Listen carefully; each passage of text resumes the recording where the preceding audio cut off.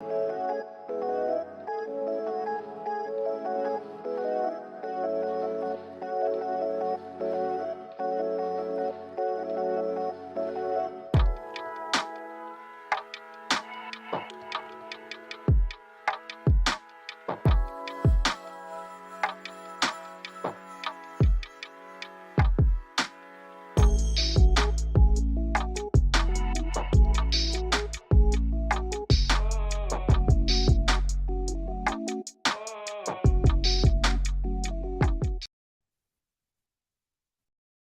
afternoon, good evening, and good day. Guess who's late again? Let me get into the control center for this stream here and make sure that it actually is functioning. And then we'll get started. I've got a bunch of stuff in the notes, pulled some stuff finally out of the phone, and we'll see from there. Let's see. All right, I see a photo. Let me see if I see audio. Okay. Now let's pull up the notes. Jar. Hiding. Come on. Back. All right, there we go. Ooh, they are. I don't know that I like this new stage, whatever, the new Mac. I mean, it's generally okay, but when it thinks it's smarter than me, it's annoying. Let's see here. Let's go to need a new tab to open all these in, and then we'll get started. All right, so we've got a little bit for December 11th. And are you in the right place? Good. This. Oh no, don't do that. Oh, this is a Twitter link, that's why. I'm gonna have to learn to copy the Twitter links into the browser. Let's see what comes up. Nothing. All right, so let's copy this. Close Twitter. Restore this. Come on. Open a new tab. Paste and go. All right, so let's open up the chat. See y'all's here today. All right, Anders is here. Good evening. Good to see you. And I am Eddie Lee as here. So what's up, Eddie? All right, and let's. Wow, that there's like this particular gray that my computer monitor just cannot handle. So now it's flickering. Okay, that's gone.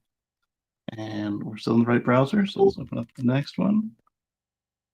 Just get a couple of these loaded up for you guys. So at the very end of the show, there'll be some stuff that you're going to say, "Hey, didn't you mention this earlier?" And the answer is probably not, because it was slow. It was late. Let's see. Got a bit of feedback in my ear. I don't know what it is, because I see. My phone is over the headphone cable. That's not no bueno. Let's put the phone out of view, but it's in the Wi-Fi then. Just put it on the floor. I won't roll over it because that's on the carpet. Let's see here. On the floor was too close, but on the bed was in the view of the camera. Who knows what it might show? All right, let's see. Let's get started with this one's coming from CNBC, but that's fine. Screen. How's everyone's week? And what's the weather like? Here it's kind of moderate. It's like 50 degrees. It's nice. Let's see here. 50 degrees Fahrenheit, obviously, because if I told Anders it's 50 degrees over there, like, here's a thermal suit, Bo.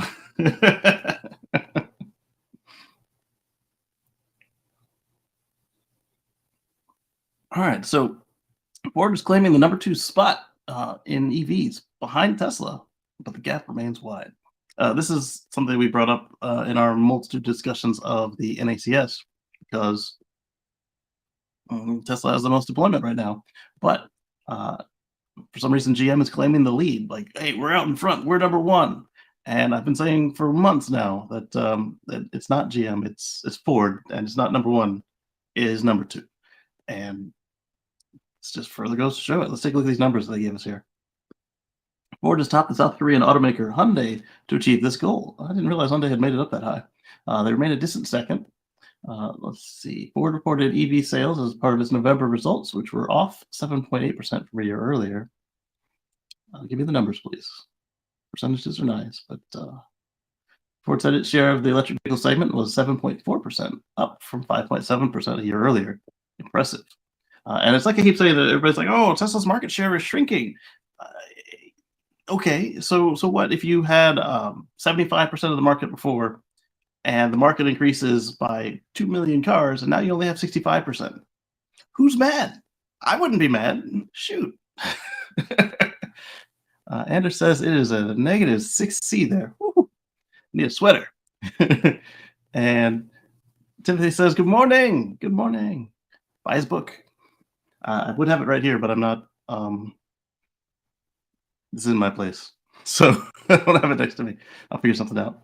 I think the Lightning and Mach-E are pretty cool choices for a lot of folks. Absolutely, because when you look at it, you've got a smaller mid-sized truck in the Rivian. You've got something just totally outlandish and not very practical as a pickup truck, at least a pickup truck with a bed anyway, in the Hummer EV. It still tows a lot because it's huge. It's got a huge battery. And then you've got something that's full size, which is the Ford Lightning. And eventually we'll have what I call the geometric truck, the Tesla Cybertruck, and I'm still looking forward to that because it's got that Tesla touch to it. And somebody said that my car makes a political statement, and it doesn't. It doesn't. I mean, if you're looking that hard, I mean, the CEO has become very political, but I don't know the politics of GM and Ford CEOs. I do know the politics of Toyota, just because of where they put their money, and it was surprising and disgusting. But that was the company, and it wasn't the CEO. So that would give me pause right there on considering Toyota. But I don't know if I found out what Mary liked in politics. That wouldn't necessarily stop me from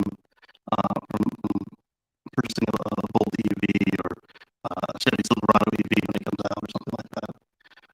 We've got some rocky days ahead, and some. We're going to look and see how we feel about the CEO of Tesla's politics going forward. But right now he's just one person. I don't want to punish any of the other employees for stuff like that. I mean, just because he says something right there doesn't mean that my car is suddenly out there to do evil to people. And that's in response to somebody who said that, like I said, it makes a political statement. It does not. It was the best thing available to me 4 years ago. So what he said last week couldn't possibly influence my decision. And the thought that I should get rid of it right away is both wasteful and I'm not sure the word I'm looking for, but it's a bad faith argument to suggest that an old car like mine is that. And again, with the truck, depending on how it all goes, I plan to get the truck, and it would take a lot for me to conflate the two, and we'll see how it all plays out. I don't know. What do you all think about that? I know it's a weird weird area, weird times. We're watching it all unfold, and he still says some smart stuff, but man, some of the stuff is like, can you not please? Because people ask me, "What do you think about this?" I'm like, I didn't even read it. What am I supposed to think about what? Anyway, let's get back to the news article. Ford reported sales of 53,752 EVs through November, which is not at all what I would expect. I expected them over 100,000. Wow. Which does not break out domestic results. Reported global deliveries of more than 908,000 EVs through the third quarter. Yeah, Tesla just says, "Hey, this is how many we sold." So yeah, they're touching 1 million through the end of September, and Ford's over there at half of 100,000. We've got a long way to go to electrify all the things, and this is going to need all of our help to get that out there. And yes, I know that it'd be better to have no cars, blah blah blah, bicycles, e-bikes. Yes, but this is North America. This is Europe of today. This is I guess South America is a little different, but still, this is South America of today. We have to work with what we have, and I would much rather somebody get a new or used EV than say, "Oh, there's nothing we can do. Oh, it's a hard problem to solve. Blah blah blah. Let's go ahead and get us another diesel without even death, like literally just a polluting smoke bucket." And this is going to be a multi-pronged approach. So don't let perfect be the enemy of the good, but electrify all the things. All right, so Hyundai was at 54,043. Okay, so that number seems to make sense to me, but oh, that includes fuel cell. Really? I wonder how Toyota's doing. They include fuel cells, but I think the fuel cells are under 500 for the year. Oh, you're gonna make me go do research, aren't you? Let's do the rest of the show and see if I feel like it later. Let's switch tabs. All right, so this guy says, this is Jan of EG Universe. I dug up what other Class 8 electric semis offered in North America. Holy crap, Tesla Semi is a step change. The rate of innovation at Tesla is just crazy. So I spoke with my mom, who does long haul trucking over the road, and the range is actually longer than on her truck. And everybody that I talk with is like, "Oh yeah, her truck should be able to do 800 to 1,000 miles." Blah blah blah. It doesn't. She fills up both saddle tanks, and she gets anywhere from 300 to 600 miles on a fill. But they like to go full. So, and then you got to climb mountains. So it's usually closer to the low end of that range, which was amazing to me. Let's expand this picture and see her favorite feature that she was looking forward to in Tesla Semi. She's not exactly looking forward to the one we've got today because there's no sleeper cab, and that would mean that every night they'd have to go get a hotel or something, which is not cost effective. So her favorite feature so far is the ability to maintain the speed going up and down the mountain, and that's going to be exciting. Here we go. So Class 8 electrical semi trucks in North America. He had to do some massaging on this chart. Like some of the stuff just didn't line up. Others he had to like extract it from what was stated. So you'll see here like there's an estimate here. They don't even have a clue on this one. So the Tesla Semi battery kilowatts is 914 kilowatt hours. Sorry, ranges is 500 or more. They've estimated it 537 if you use the full pack. If you watched over on the Tesla Life when we watched the unveiling and commented on it, that was 97% or 94% down to 4%. So it wasn't even a full charge to get to the 500 miles with almost a full load. So the efficiency we got from Elon Musk at 1.7 kilowatt hours per mile and charge time of 70% in 30 minutes. The charge power we expect to be a 1 megawatt or more because V3 superchargers are megawatt chargers. And as I said V4, I hope not V3.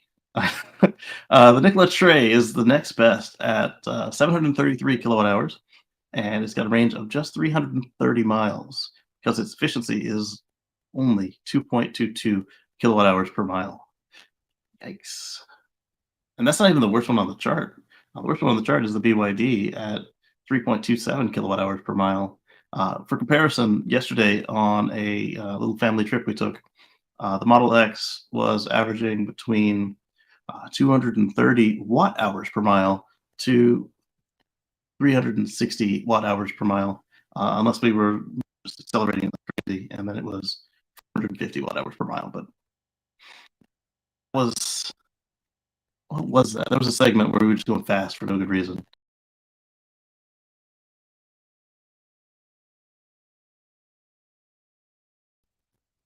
And there. Are we still on? Can you guys still see me? Check, check. Huh.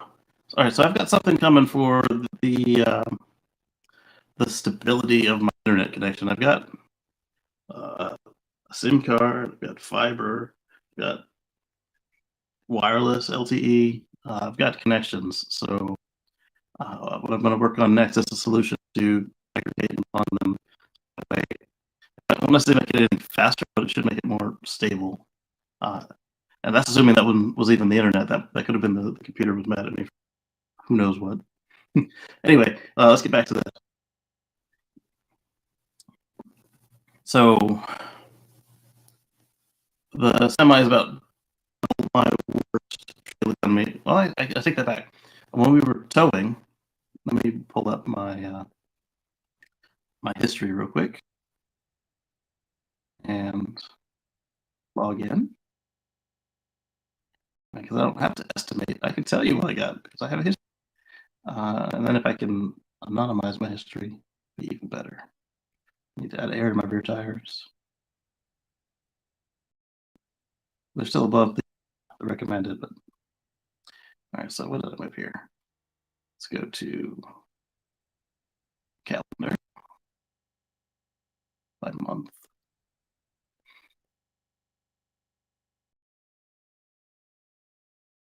That heads up. 2 drives, 10 watt hours per mile. 6 drives, 38 watt hours per mile. I'll leave for the distance on this one. 13 miles is just because it was cold. That was a big break. 302 miles. Wait, that was yesterday. Oh, it's already December. That's why. Let me go back a month. And there we go. There's some numbers. So 16, 16, 277. There we go. 599 miles. And that was at 531 watt hours per mile average. And it was 7 hours added at superchargers with 12.49 kilowatt hours added at home charging. There was a software update to 2022.36.20 on the 23rd, and there were just 82 miles at 704 watt hours per mile. That was still towing. And then let me see if there was another towing day. Yeah, that makes sense because Thursday was Thanksgiving and we did tow.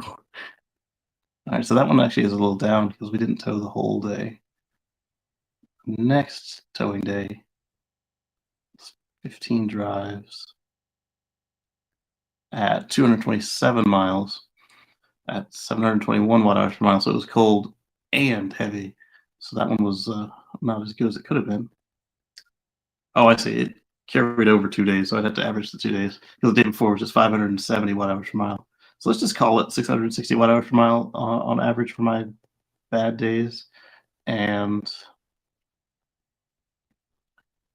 so 660 is just roughly half of what the no, not half. It's 1,000 watt hours below what the semi is doing, but the semi is pulling 82 tons combined versus the Model X is 58, and the trailer was 5,000, so 10,058 pounds roughly. Because I didn't go and weigh it, but uh, I was working in there. All right, so let's close this and go back to that chart that you guys are still seeing on my screen here. Volvo Trucks is looking at a 565 kilowatt hour battery, and they can pull 275 watt hours, 275 miles, sorry, at efficiency of 2.05 kilowatt hours per mile.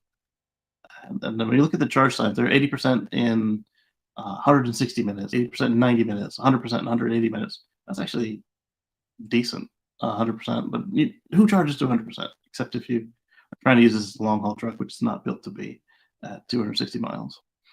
Freightliner 80% in 90 minutes, 100% 200 minutes, 200 minutes, 150 minutes. Then we look at the charge powers. These are just CCS for all the rest of them. 240, 250, 270, 120, 120, 240 kilowatts.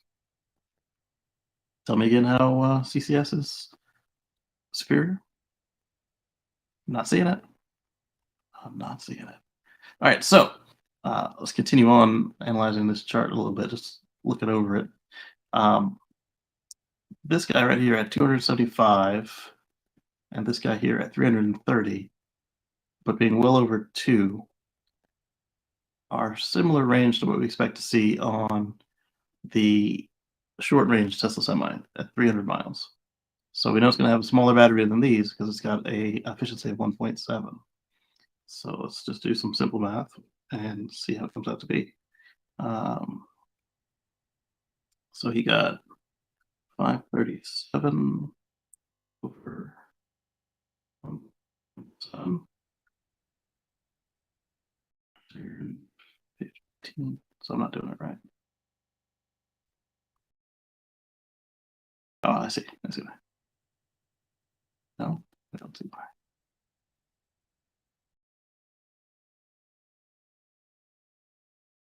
15. I'm doing the numbers wrong.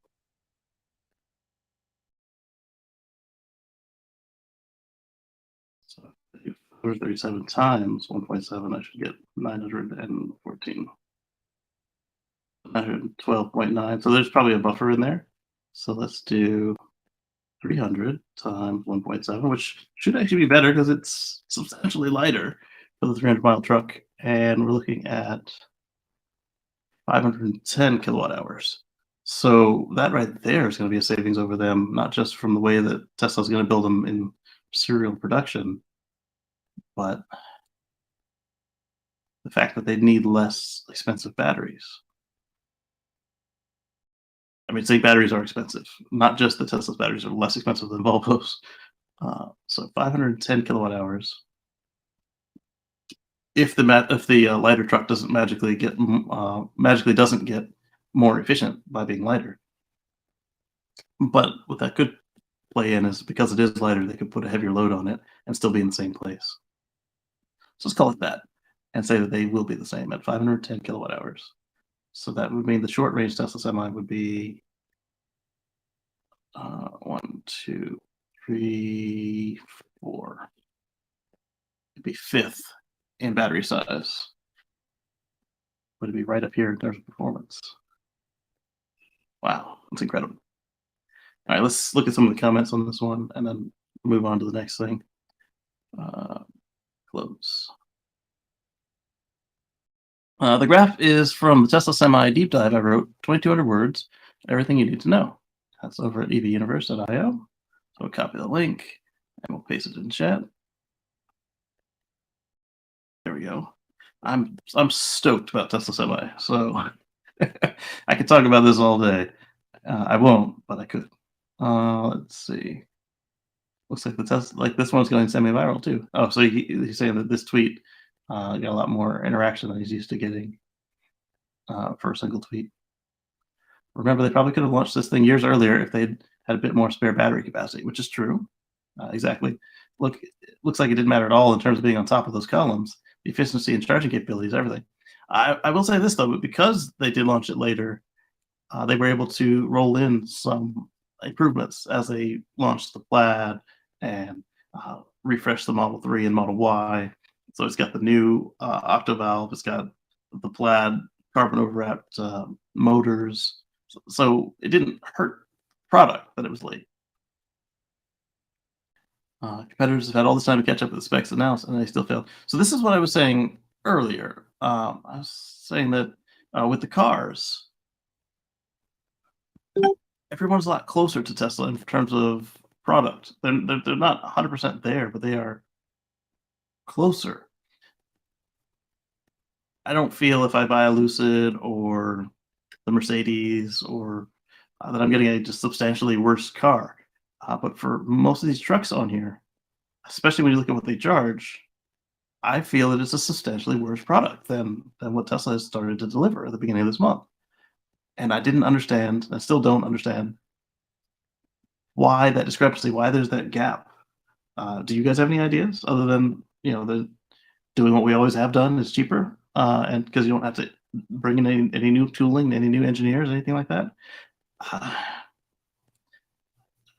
mean, look at this range on the BYD, 125 miles to 500.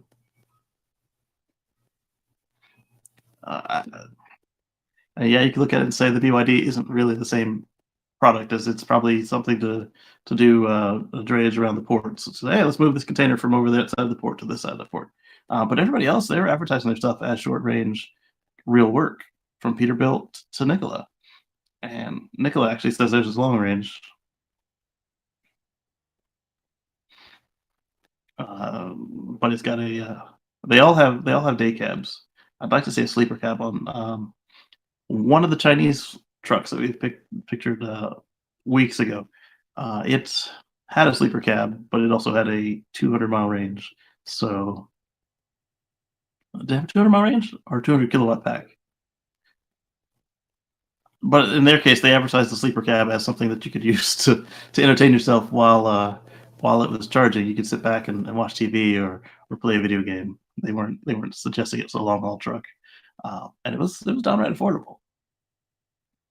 Uh, but it's also a Chinese truck, so who knows if it's even legal to run here in the States if they sold it here. Well, I guess if they sold it here, it would be, but if they decide they want to just move it. Uh, Caterpillar, well, I'd save this for later. We'll talk. We'll just preview. Caterpillar's coming up later in the show. They got some stuff going on. All right, let's move on. Oh, here they are. Here they are. Later in the show, like 5 seconds later. So, for those that aren't aware, the Caterpillar diesel mining rigs, they are diesel electric hybrids, serial hybrids like trains. Trains are diesel, serial electric. They have these diesel generators that are just pumping away, making electricity, and the electric motors are consuming all the power and doing all the work. So finally, somebody listened at Caterpillar and suggested that, hey, what if we drop the diesels and put a massive battery pack in there instead? Let's take a look and see what happened.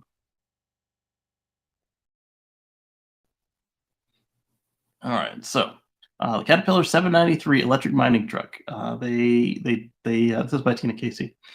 They went through and they, like I said, they dropped the diesel engines and replaced it with an electric battery pack, and let's see what they came up with.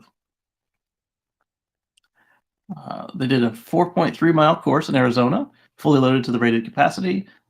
Truck achieved a top speed of 60 kilometers an hour, which is 37.3 miles per hour. The loaded truck traveled 1 kilometer, 0.62 miles, up a 10% grade at 12 kilometers per hour. The truck also performed 1 kilometer, 0.62 miles, on 10% downhill grade, capturing the energy that would have normally been lost to heat and regenerating that energy to the battery.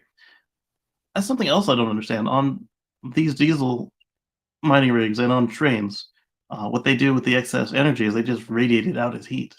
Like they still run it, they still regenerate, but they just blast it back out in the atmosphere. Why not put some kind of battery in there and capture some of it? Put a flywheel on it, because you don't need a massive. I mean, you do need a massive flywheel, but you don't need a particularly stellar flywheel, because this is just long enough to buffer some energy and then load it back out next time you go on the straight or go on an incline.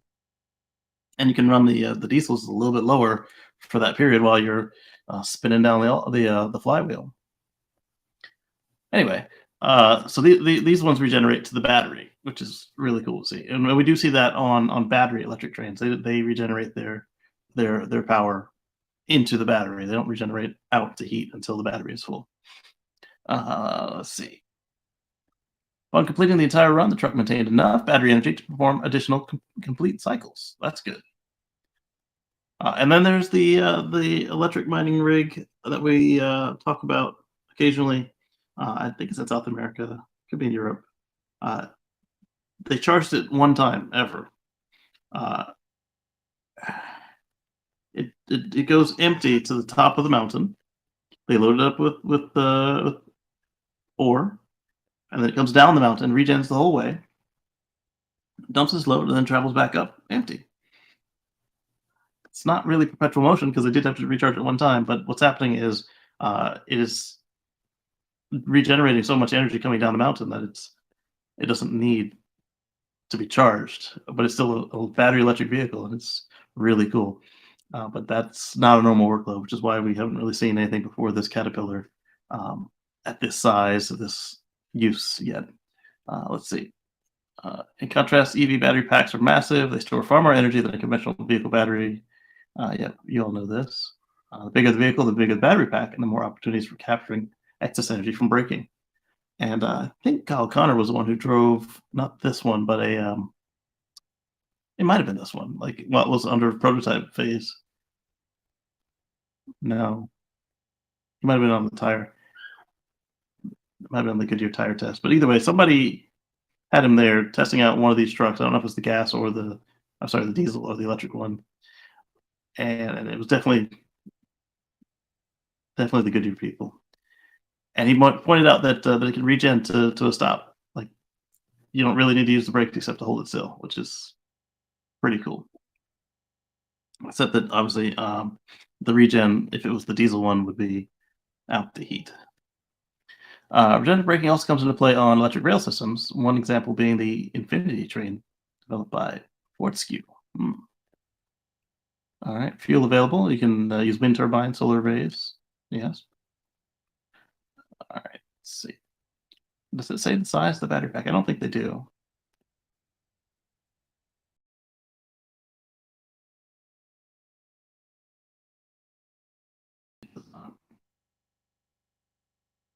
They don't use kilowatts at all. Here's the link. Tina usually has some nice long articles. So here's a link to it so you can read it.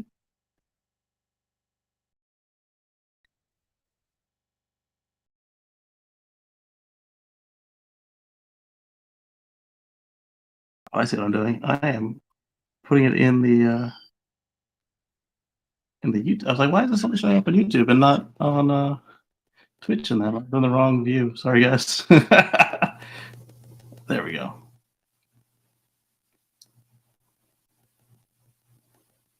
So for those of you that are not on YouTube, if you're on Twitter or LinkedIn, Twitch, here's the first article that I shared. And then here's the next one. This is the Caterpillar article. There we go. All right, moving on. All right, so the Subaru Solterra. I think this is the better looking one of the twins. I don't know why the BZ4X or the Busy 4 or however you want to call it. I just didn't like the way it looked. But this one, I kind of like this one.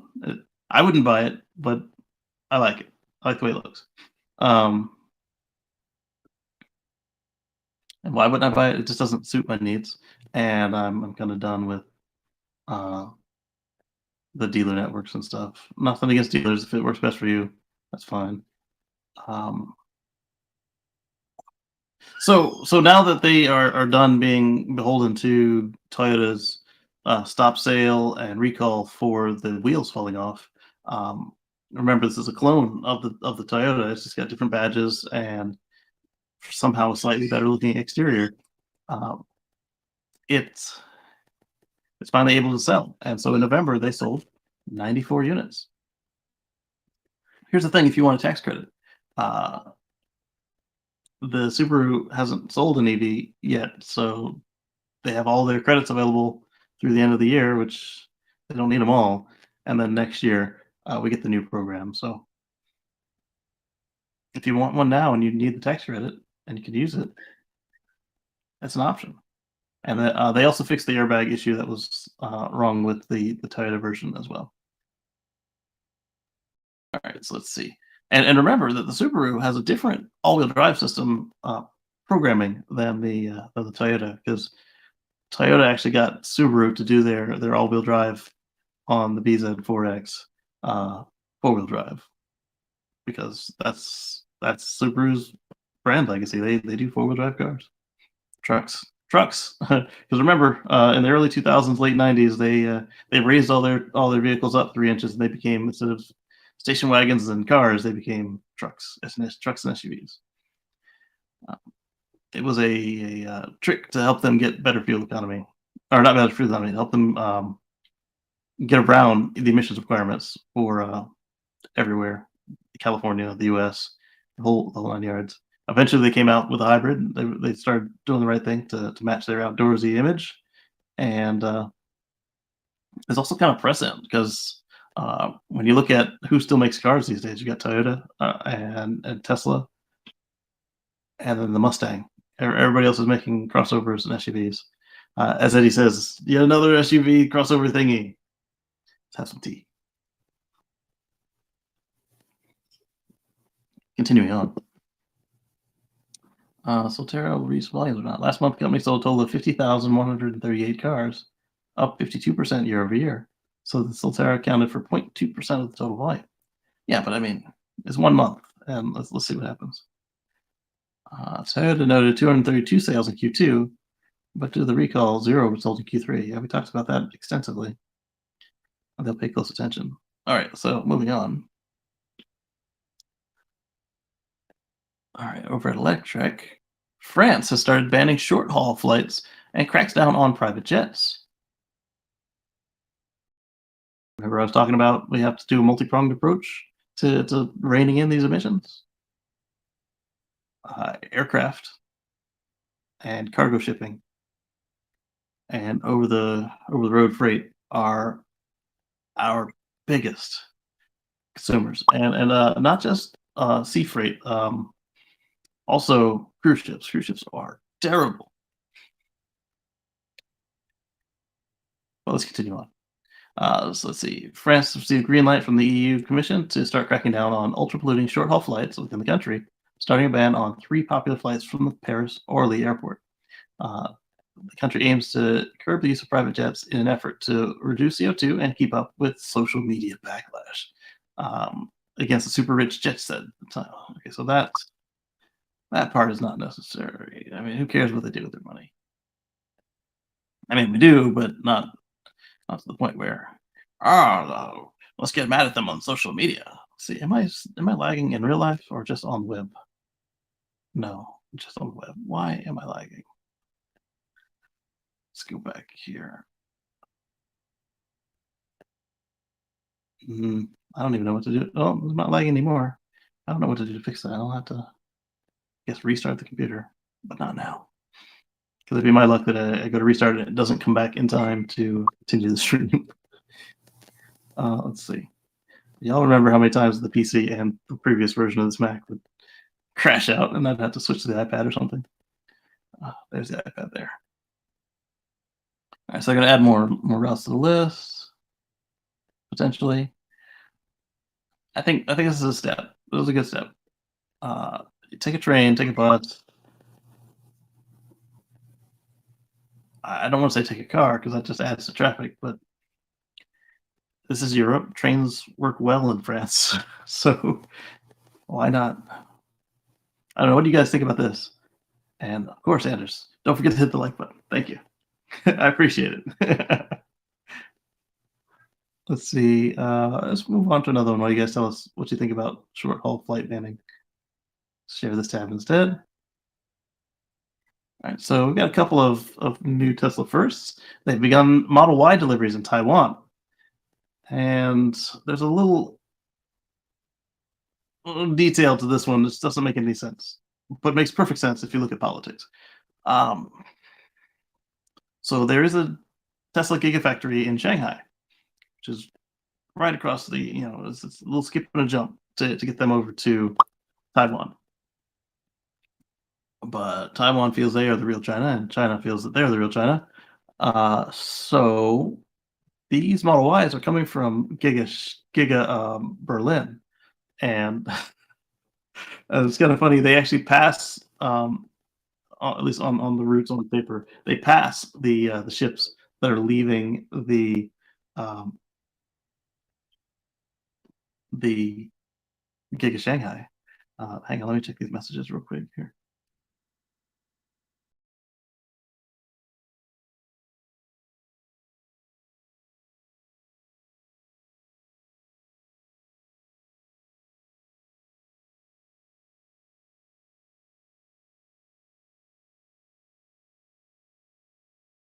Lee just sent us a story. Let's pull that one up.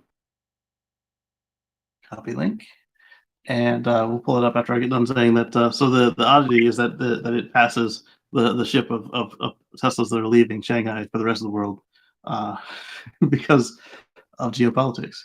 All right, so Lee sent us this. Let's take a look.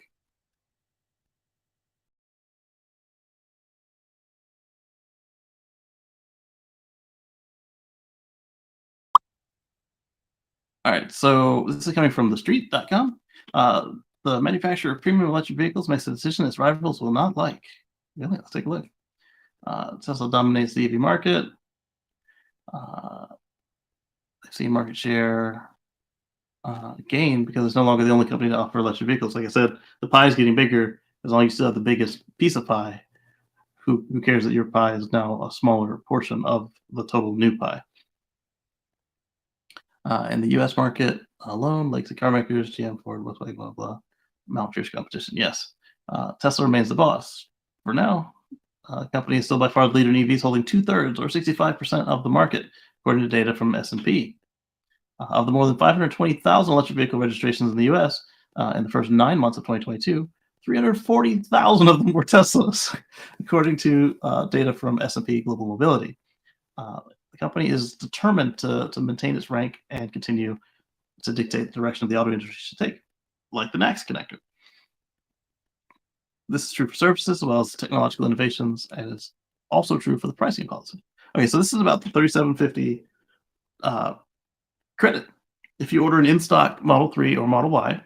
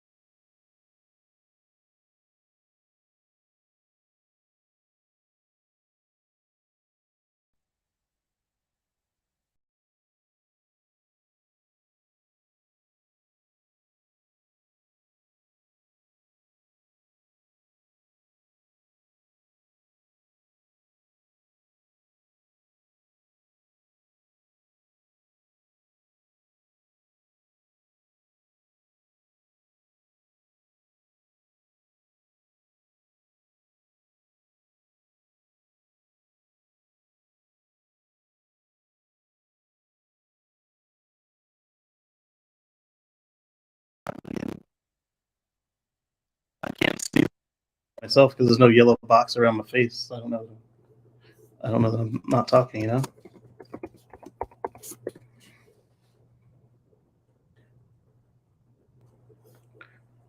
right, so let's see.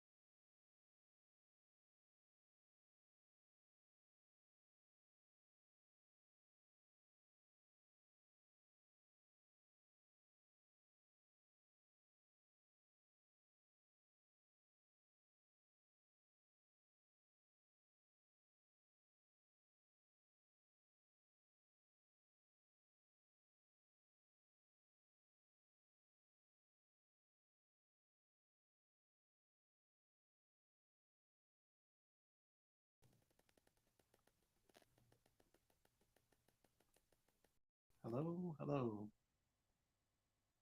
Screen share.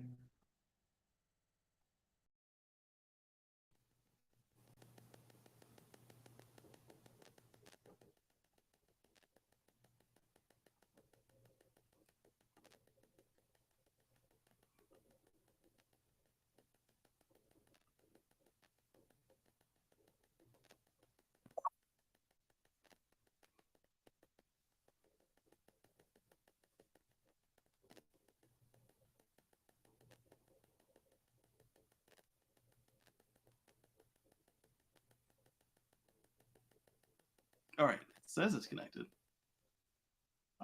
Do you guys still hear me? I don't hear me. Oh, I'm on mute again. Okay, good, good. We're back. Yay! So, what I was talking about with this whole Lexus situation, I don't know how long I was muted. Um,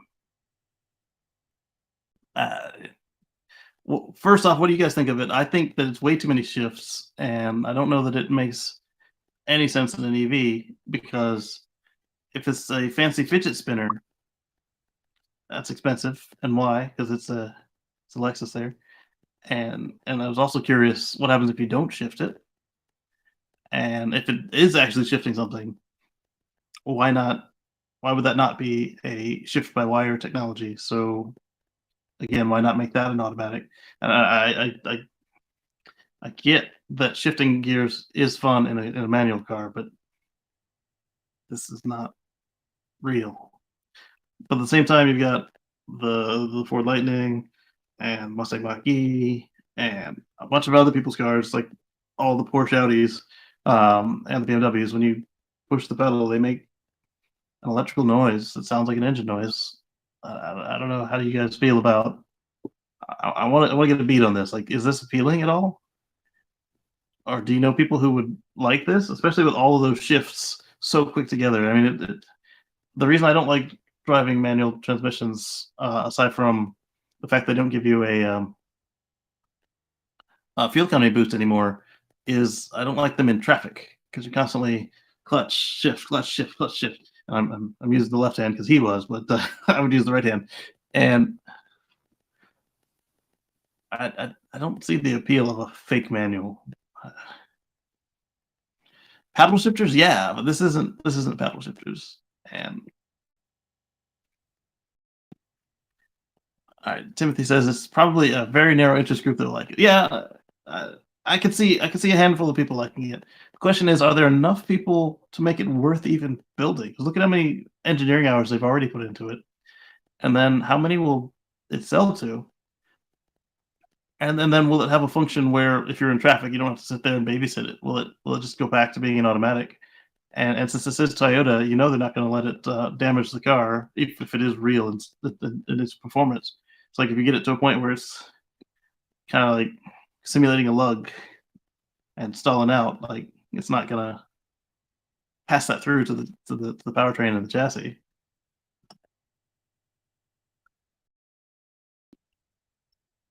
And, the people who made my microphone software said that this was a, macOS 13 bug that they have resolved. So hopefully, that's the last time that I just go mute while everything is still saying it's functional. Alright, let's load up some more articles here. Where are my notes? Mm, mm. Oh, that's a good one. Oh, no, I did it again. I clicked the Twitter link. Well, at least it opened up on the right screen this time. Um, that was a right click. It did it again. Alright, let's right click. There we go. Copy link. Paste and go. All right, so let's go here, share this tab instead. Close this. All right, so Rivian signs a deal with Apex Clean Energy to power the Normal, Illinois plant with renewable energy. So this is a power purchase agreement, it sounds like. Let's take a look and see for sure. But it's always a good thing to make sure that the energy that you're consuming has been either cleanly sourced or replaced by some clean sourcing. Let's see. Yep, a power purchase agreement right there. I did some power purchasing when I was in the townhouse, not the last one, but the one before I bought my house, um, where they would put in half of my power with wind power, which was pretty cool. I could have bought more, but I was saving them pennies to my house. So let's see. The agreement will allow Rivian to power as much as 75% of its operations in normal with carbon-free energy on an hourly basis as another step to the automaker's goal of reducing carbon footprint and having zero net carbon emissions by 2040. So hopefully it's not just 75%, but also like while the plant is offline, they'll just keep putting in more wind into the grid to make it back. Uh, the PPA will contribute to Rivian's commitment to power its adventure network, Waypoint charging with 100% renewable energy. Or they can do that. That's fine too. All right. About a third of global greenhouse emissions come from transportation, with nearly another third from electricity generation. We have a tremendous opportunity at Rivian to help tackle emissions beyond the tailpipe and to support decarbonization of manufacturing and charging electric vehicles. Long-term success for us means helping to accelerate the transition to carbon-free energy across the entire economy, not just within Rivian's own footprint, said Andrew Peterman, Rivian's Director of Renewable Energy. So I'm going to translate this into Patrick speak for you. They're bringing about a future free from fossil fuels, or as I like to say, they're electrifying all the things. The Goose Creek Wind Farm is located less than an hour away from Rivian's plant in Normal. I've seen this plant. It's actually pretty cool. I drove through it in the dark, and then I got to the Rivian plant at sunrise. That was on my last trip to South Dakota. Uh, it's expected to produce 300 megawatts once it's open in 2024. Rivian has already announced plans to add a wind turbine at their Normal plant, which will I might have been a different wind farm at this point. Depends on which direction from the plant it is. It's enough to power 890 homes in the U.S., and they've installed a super solar charging yard with the capacity to charge 72 vehicles at once, with all the energy being used to power the Rivian DC fleet. So this one we talked about a few weeks ago, that as they come out of the factory, they get their initial charge from the sun, which is cool. Moving on to the tweet. Share this tab instead. Ford says 1920 U.S. dealers, or about 66%, have agreed to the EV rules. Uh, Ford's EV rules require dealers invest $1.2 million each in store updates and restricts dealers from carrying vehicle inventory on the ground and mandate non-negotiable pricing on Ford's website. Uh, so there's another article coming out about this. We talked about this and my theory that this is prepping them for Ford Blue and Ford Mach E, or Model E, sorry, not Mach E, Ford Model E. And I think they're going to dump the toxic assets, which means any of the dealers that won't play ball, uh, maybe even all the dealers, with Ford Blue. Can't the dealer add a bunch of crap and make a huge margin on top, like seat protection, etc.? This is the only EV we have, and it comes with this. They could if they had inventory, but they don't have inventory. How will the Ford dealerships make money? Twitter subscriber content.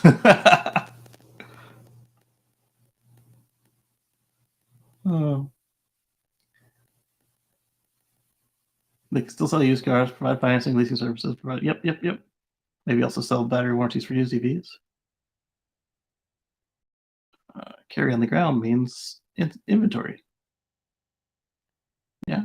Oh, nobody answered him. It said two, but I guess they were spammers. So let's answer it. Local inventory. Day.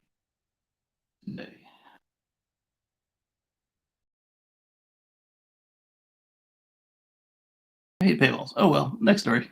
That's kind of how I do too. I didn't even click into it. Want a paywall. Here's the full article. Ford says 1920 US dealers shows the certified elite track. About 2/3 of the Ford Motor Company's US dealer network. I was going to click into it, but I would have clicked out as soon as I saw the paywall.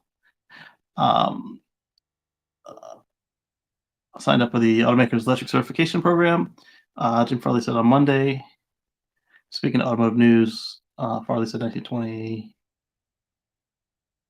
of those 1659 chose the certified lead track, which requires investing as much as 1.2 million. And he said 261 dealers chose the certified status, which requires up to $500,000 investment. Okay, so they haven't all paid the 1.2 million. And don't forget, if they are a Ford and Lincoln store, they still have to pay for the elite status. They still have to pay $1 million per store, but it doesn't need to be 1.2 million per store. Let's see. Ford has 3,000 dealerships in the U.S. Sorry, order of magnitude of inaccuracy. The company said that those that didn't sign up by last week's deadline will not be allowed to sell EVs beyond 2023. We'll have another opportunity to do so in 2025. This announcement comes as opposition to the program grows.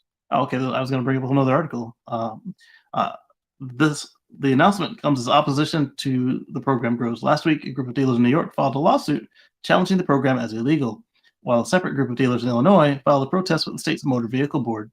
Also last week, U.S. Senator Richard Blumenthal of Connecticut, state lawmakers voiced their displeasure over what they saw as excessive costs that violate state franchise laws. Ford has consistently said it believes the program does not violate any laws. So yeah, that's what I was going to bring up next. Was a bunch of dealers are trying to both sue and have their legislature and also a friendly senator to cancel the program because we can't have anything new. Have to keep doing things the way we always have done.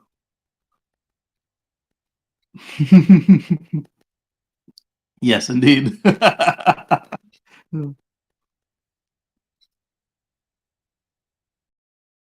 Let's see here. Let's go on to the next one. It's another Twitter post. So copy the link. Oh, we got 2 Twitter posts in a row, so we're going to do this twice. Paste and go. What have we got?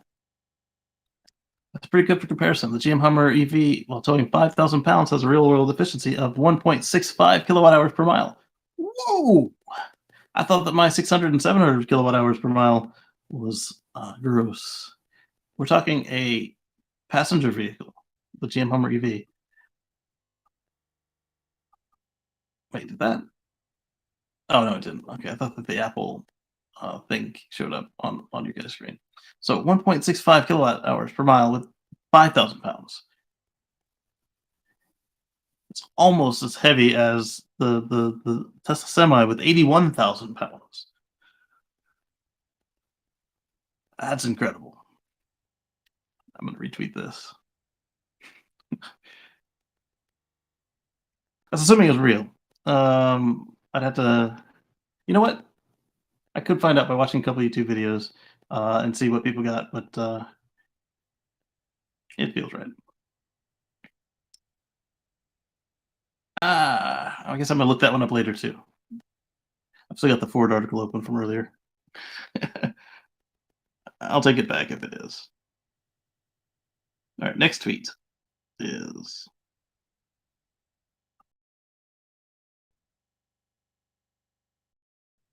I think the reason I didn't retweet it initially is because I didn't look it up then either. Share this tab instead. What a beautiful chart. Anyone predicting 8 million EV sales in 2022 would have been laughed out of a meeting room a few years back. All right, so Martin Vieja of Tesla is quoting Victor Arl. The BEV market has a seasonality. A good way to remove it is if you look at TTM, time to market. The BEV sales trend is clear, both in terms of volume and share. Fiscal year 2022 should end at around 8 million units. That is incredible. And yes, Martin is correct. Anyone who said that earlier, wait, yeah, of Tesla. Who would have been laughed at meeting room. You hear him on the sales calls. Oh, not sales calls, the investor relations calls.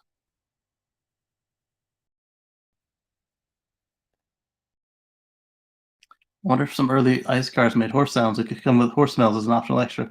So one of the responses to this is pretty funny. They showed what they did with some of the carriages. Some of them were required by the cities or states. Make your car soloer so it feels like a gas car.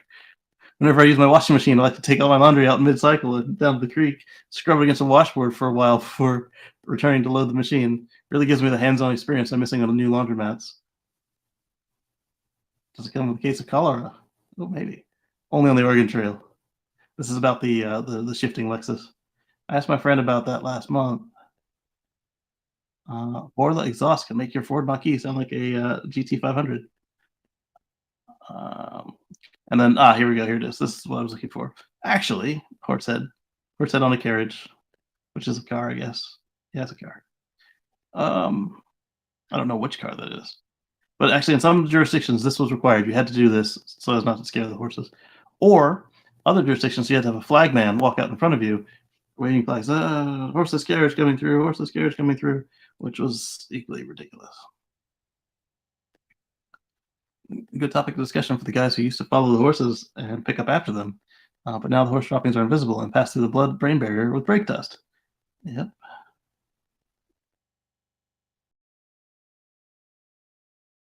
Got a vivid mental picture of Monty Python Holy Grail scenes with them riding their horses.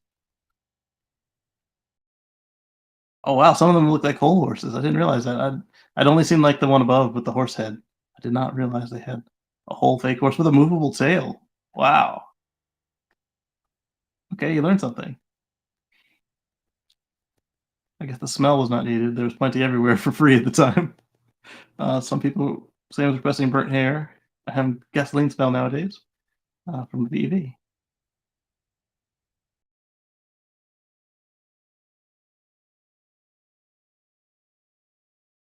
So the self-drive car. Like says he's going for the car can't drive.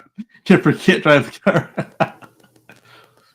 I wonder if it's to cover the wonky tech under the hood. Maybe.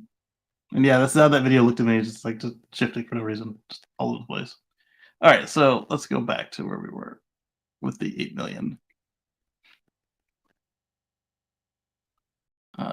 Tesla's now aiming for 20 million a year by 2030, but we'll be the last ones laughing. General Motors is planning a push for conservative 2023, pushing the EVs to continue. GM denial of Palooza. Conservative equals they aren't building anything. Let's make this a little bigger and read it. She added the automaker will continue to push forward with focus on these, part of what she characterized as one of the most significant transformations of the last 100 years. We're planning a conservative 2023, although she added that we're seeing a pretty strong consumer. Uh, okay. I mean, yeah, you're selling them pretty damn cheap. Seeing as strong price and low incentives. Yeah. While also a warning that a lot is going to depend on what happens with the economy. You're the only one saying this, actually. Barrett predicted that the EV adoption is expected, well, new and used car dealers, is expected to approach 20% of the US industry by 2025. Yes. As part of this, she said 5 GM assembly plants in the US, Canada, and Mexico will be building only EVs to achieve the company's goal of selling only electric passenger vehicles by 2035. The company's future lineup includes full-size truck, heavy trucks, Chevy Silverado, summer EVs. That's an interesting typo. So one thing to point out with this, an article I skipped for the show today, is that Chrysler is shutting down a Jeep plant because it's expensive to make EVs, was their excuse. It's expensive to make EVs, so we're going to close this gas plant. Okay. Somebody else suggested that perhaps it had something to do with some Indian Americans had suggested that they stop using their name on an automobile product. So that also could be it. Blame it on EVs and then shut it down so that all the rabble responses are not aimed at the Indian Americans.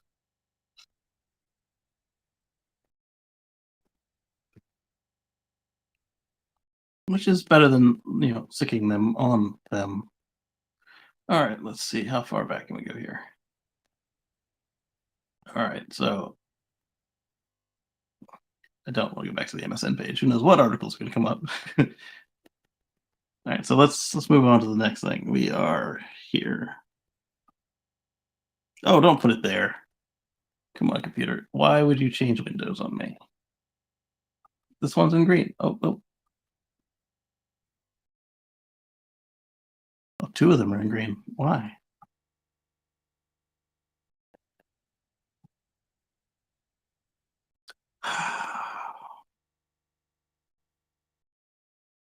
I hate it when the computer thinks it knows more than me. Why would I want to cover up the thing I want to stay on top? Put it over here. That's what I'm asking you to do. Paste and go. Not paste. Paste and go. Enter. Paste and go. Because enter apparently doesn't mean go anymore. Stupid computer. So as much as I complain about Microsoft thinking they know more than me, Mac thinks they know even more than that. Close this tweet. All right, so the 2024 Fisker Pear affordable hot hatch is spotted out testing. The Pear will likely rival the VW ID3 that will be available in the US with a starting price of around 30 grand. All right, how do I don't want 2 copies of it.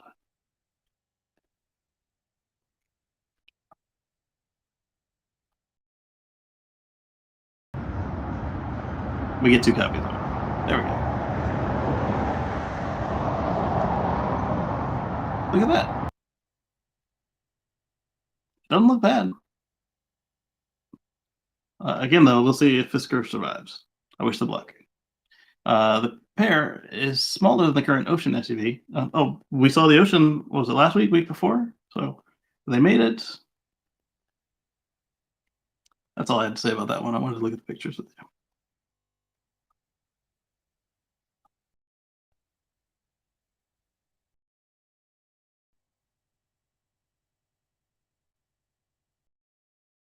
So we're good to the next Twitter article. Let's go here. Share this tab instead. Close the picture. All right, so Volkswagen adds desperately needed OTA updates with the ID4, or to the ID4 with other new features. So Volkswagen is finally beginning to update the ID4 with OTA. Oh, sorry. By adding OTA to the car. So the car couldn't update over the air before, and now it can. I mean, the hardware could do it, but it wasn't. You need software to make that all work, and they didn't have the software. This is why before the ID4 and ID3 launched, you saw fields of VW ID4 and VW IDs, and engineers were frantically running around with USB sticks from car to car to get them updated. I thought that OTA software was on them as well. Uh, I was wrong. They didn't have OTA before this. So what did you have to do? Bring it back to your VW dealer every month? That's ridiculous. All right, so the ID4 owners who have gone without OTA updates, charger route planning, and countless other features since the vehicle's launch. Luckily, these owners have been heard, and VW is finally updating the software to include some much-needed features. Wow, that is incredible.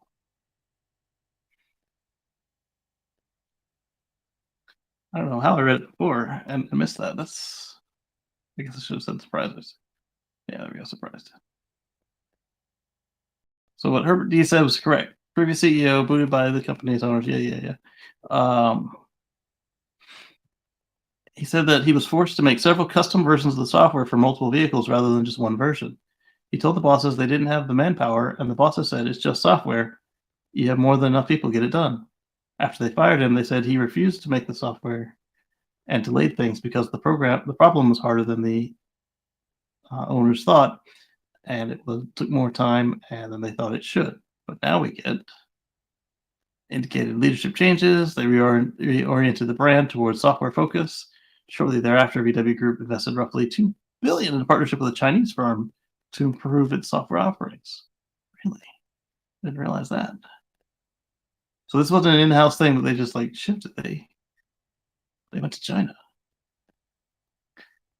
So I mean, that's not something you really want to admit as a German car company.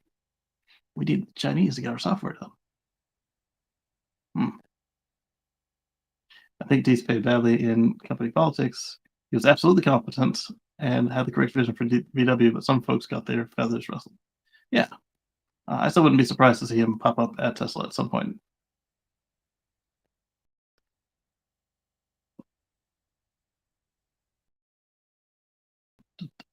Okay, so let's move on to the next article and share this tab instead. Let's stay on the Volkswagen track. The Volkswagen MEB Plus platform, which sounds like it would just be a variant of the MEB. No, it's version 2 of MEB. It will offer up to 435 miles of range. Not bad. Catching up to some other automaker. 200 kilowatt fast charging. Not bad. Not great, but not bad. Because every generic Tesla can do 250, all the new ones. And the other Vag Group automobiles, Volkswagen Auto Group, they can do allegedly 350. So you're 150 behind on your mass market platform. You want your people to be charging and out of your way. If you slow them down on the mass market car, you're going to be slowing down your chargers. But maybe they plan to be out of chargers by then. Because remember, they Electrify America and Canada chargers are only a punishment. They've got something similar going in Europe, but they've also got competent other operators there for their vehicles. We'll see how that plays out. So this coffee cup is getting in the way of the microphone is getting in the way of my coffee cup. So the reason I had the microphone out is I actually recorded on purpose 2 videos yesterday. One at a supercharger, well, not at a, it was supposed to be at a supercharger, but we ended up doing it on a trip. And then the other was a supercharger review. And then on accident, I recorded a third, which was another one of them Carolina squat trucks. That one I've already pulled the video from the aftermarket dash cam. I need to remember to go out and pull the video from Tesla cam, and I think I'll just do that as another short. Anyway, back on this. So it's good that they're going to be decent performers for their mass market car, but man, not doing the best of the best is a weird choice. But if you don't actually own a charging network, as I was saying, then who cares? But if you do own a charging network, that's a weird choice.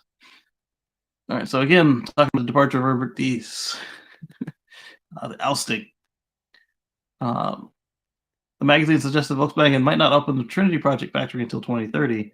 A huge delay if the rumor turns out to be true. Yeah, because that's only 5 years before the stop sale date of fossils in many countries. Um, According to the latest reports, the company will make a decision on whether it needs a new plant for Project Trinity at all. Okay, so they're going to use the existing plant as their goal. And we talked about this earlier, where they said that they wanted to focus on profit and not quantity. So if they are building enough to make the money they want to make, then they can save the money on a new plant. If you look at it through that lens, it makes some sense. And I don't like it, but I can't fault them for it. So anyway,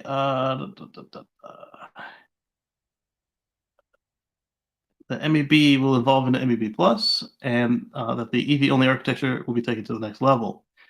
MEB Plus name suggests an evolution. The automaker actually describes it as the next generation of MEB. So it's a whole clean slate, even though it's got that stupid name of Plus. Plus would imply that, oh yeah, we've tweaked it. And no, clean cloth. So modular battery, the size of the battery can be customized up to 700 kilometers. Not bad. Charging speed of 175 to 250. Or sorry, 200. 250 would be nice. 175 isn't terrible, but it's not. 175 in a couple of years from now, 2 to 4 years from now. I don't know if they're building the factory and the platform concurrently with the cars. If they're doing them in parallel, they can have them out in 2 years. If they're not doing them in parallel, we're looking at 4 to 6 years from now. 175 will be like how everybody was upset with G the Bolt of 50 kilowatt DC fast charge in the era of 100 plus. And GM only did it because they were being cheap on the cabling, not for any other reason. Not that the batteries couldn't handle it, none of that, because it was cheaper to make the cables for the DC fast charging that way. At least that's what all their public comments said. They could have had other reasons, but their public comments were always, "Oh, nothing," or "We'll see," or "the DC fast charging cables are expensive." Those were the three responses they always gave when people asked, "How fast does it charge?" Or, "Why only 50?" Blah blah blah. Or what can you say about the rumor it'll only do 50? DC fast charging cables are expensive, so it's only going to be 50 then. Next question, please.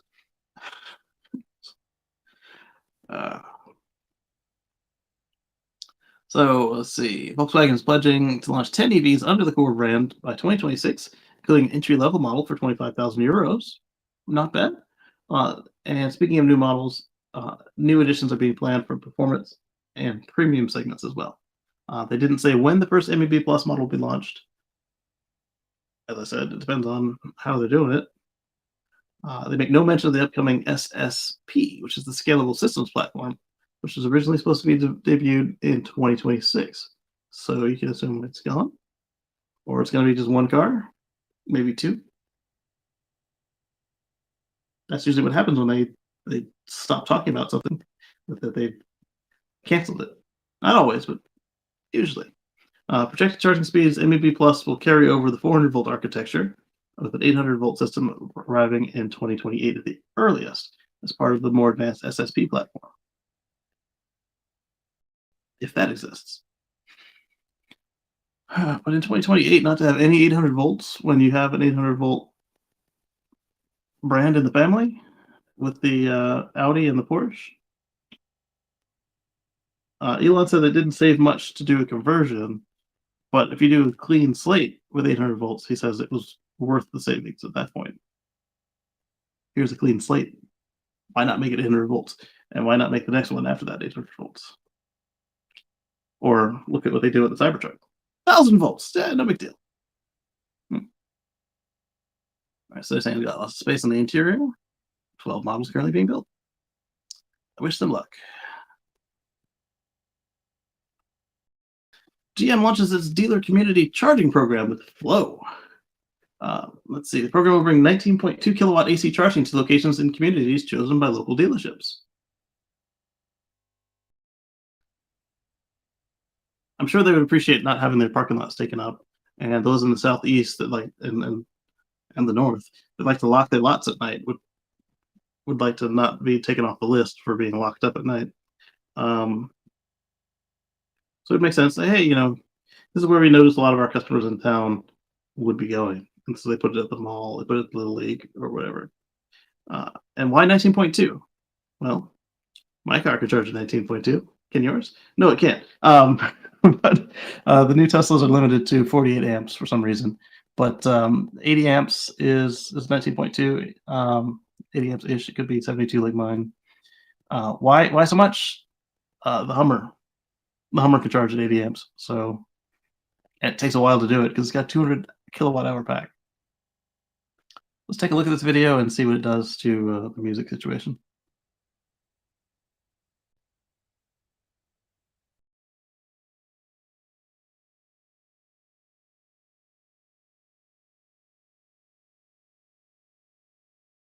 It's silent. Is that right?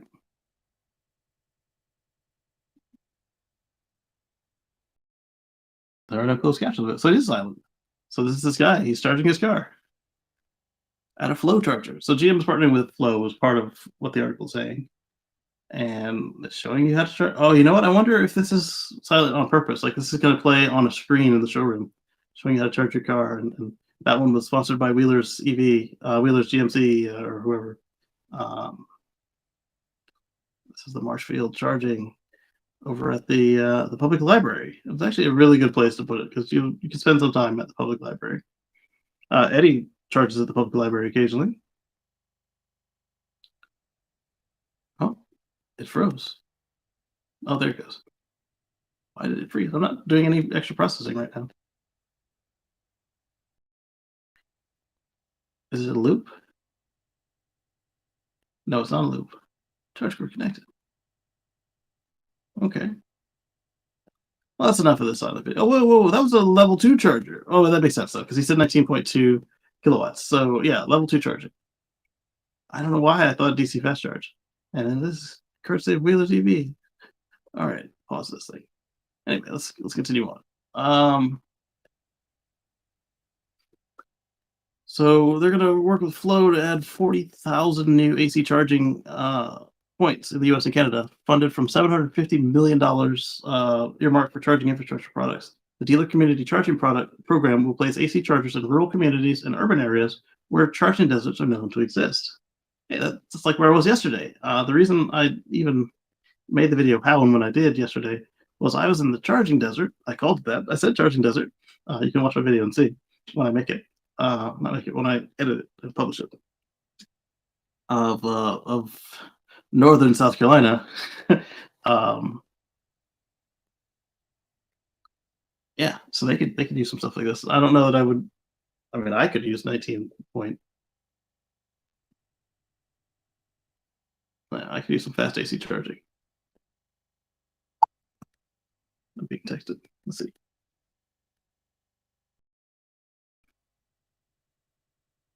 Probably Best Buy. They like to text in the middle of my show. No, it's the Climate Control Action Network and my dad.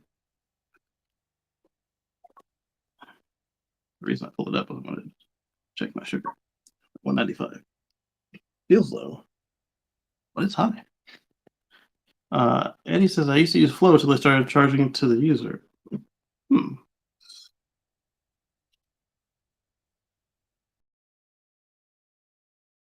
Eddie's charging bill is like nil. He finds all the free chargers. I like it. Okay, so that's cool. We'll wait for them to start rolling these out. I'm pretty sure they'll do a decent job of it with $970 million or whatever it said. All right, so the Lucid Air scored a 5-star Euro NCAP safety rating. Let's take a look at that.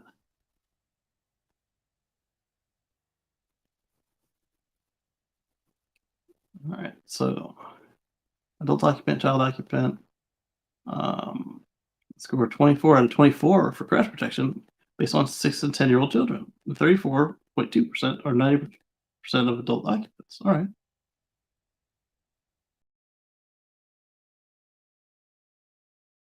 right, so your in-cap market, blah, blah, blah. Let's take a look at this video here.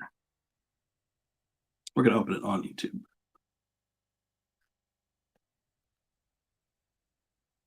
And let's also go to there in case they have more videos than just the one on YouTube. Because there's usually 2 or 3 of these, and I only saw that one. I don't want to download it.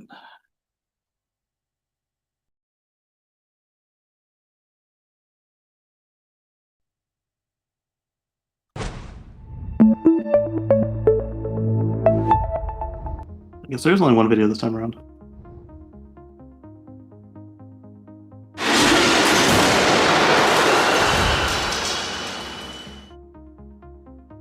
Wow.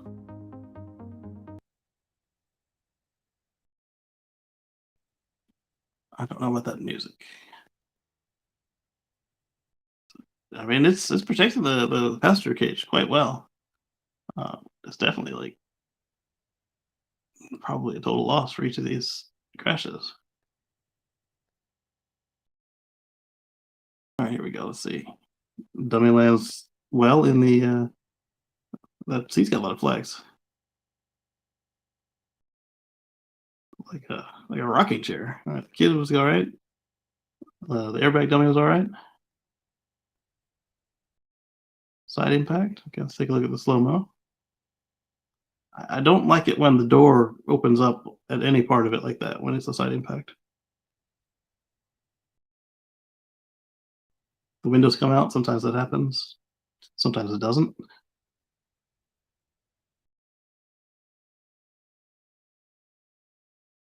The B-pillar trim came off. All right, it's got a mid bag, so that way the dummies' heads don't knock together like coconuts. Good thing, because they would have. Wow. All right, the pull test. That's significant. I mean, it doesn't have that much intrusion on the roof area, but on the side, that whole door crushes in and opens up again. But it doesn't change the shape of the cap, and that's good. Whiplash slow speed sled. All right, so that chair still looks like Jello, but it did its job.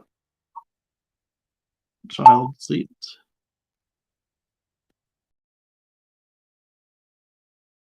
Okay. I like their child protection results. I still don't like the way that the door opens up like that. But the good thing is, even though the outside of the door opens up, the inside of the door stays in place and protects the users. Vulnerable road users is only 78%. Why? Oh, because it dented rather than deflecting them completely up. It went flying in a different direction. They didn't go up and over. All right, the automated stop for the pedestrian. Even at night, that's good. The road crossing, no clip. At night, no clip. Turning. Oh, not good. That's why they got 78%. It was a hit. All right, cool. So the child coming out from between the cars was not a hit. Cyclist. Okay, good. Doesn't hit the cyclist. Oh, not good. The cyclist coming out between the cars was okay though. And safety assist. I need sound for this. All right, so. All right, it does warn you. It does warn you for the car in front of you. And it does stop and not hit the test car. It does correct for being off the edge of the road, but does not warn you audibly at all. Okay. Wow. All right. Let's see. Marcus says, "Oh, thank you, Marcus. Appreciate that." Hippo character with stars glowing in his eyes, pumping his arms in the air with the word "hype" pulsing above him. Hype, hype, hype. Yeah. Thank you. And then Marcus also says, "Wish I could get on, but the track's no good internet. Keep up the good work." Thanks, sir. Appreciate it. Win them out there, man. Win them. Marcus also showed a video of the interior of smoke. Let me pull up my tweets and we'll take a look at that. Let's switch to the YouTube. I'm not gonna watch it again. I just need to. Some of my tweets are not for this show. Not saying that you wouldn't have seen them, but I try to avoid bringing too much controversy into this. And I'm glad that I changed it because, man, the first couple of tweets on here were like inappropriate. Wow.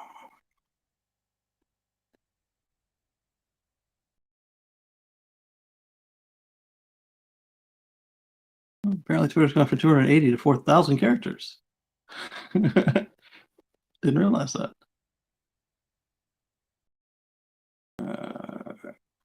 All right, so now the reason I was here, and I'm glad I didn't share my screen right away. I wanted to share my tweets. So we can look at a tweet from Marcus. Hey, look, there we are. All right, so we're going to go here. And then we're going to. All right, and then we're going to share this tab instead. And we're going to close that YouTube. All right, I'm beeping. Why am I beeping?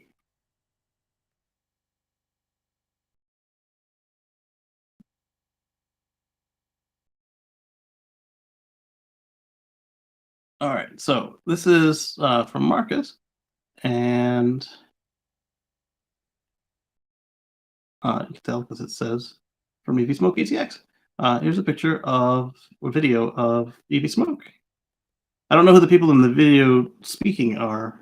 Doesn't sound like him. How much was it? How much was it? They gave it to me. So you're not gonna tell me how much was it? Okay, they gave it to me. I don't believe you. Why? How are they gonna give you something like that? They gave this. They gave it. They were like, hey. I was like, okay, yeah, they gave it to me. No me costó No, nada. they didn't. No me costó nada. Just tell me how much was it. Que yo no pagué nada. It was completely custom. Take a guess. It's like, Tuviste que You don't haber wanna pagado know. cash porque en la tarjeta no sale. it's like Oh, I'm glad, baby. And so one of the haters was complaining that they didn't like the way it looked, and I explained that one, it's a race car. Two, it's a plaid with plaid. How could you not like that? All right, so let's see what our next article is. Oh, yes, this one's a fun article. Let me close some of the ones that I'm not saving for later. SpaceX files FCC request to put payloads on satellites for direct-to-cell system with T-Mobile. So last week we talked about Starshield, which is where SpaceX is putting payloads on satellites for governments and militaries. And now this is the one they already told us about on Starlink V2. So about half of the satellites, according to the article, will have the mobile cell tower infrastructure. And they mentioned a data rate that seemed really nice until you consider it's for the whole cell, which is like a whole city. So this is still going to be what they promised us, where it's just basic phone calls and definitely text services for mostly for emergencies.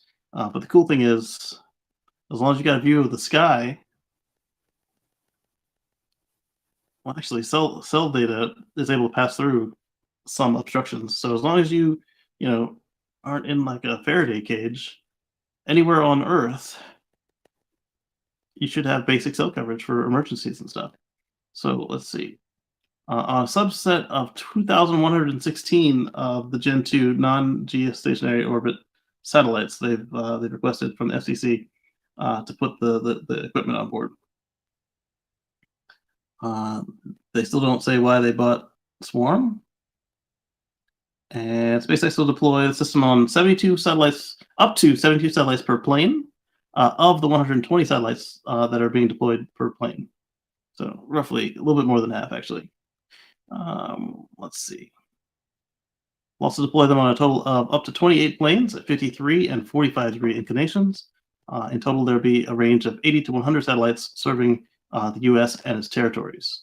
Not bad, but not just the U.S. It's the whole world that they're servicing here. So you're going to get between 3 and 7.2 megabits per second peak upload, and actually a little bit higher download.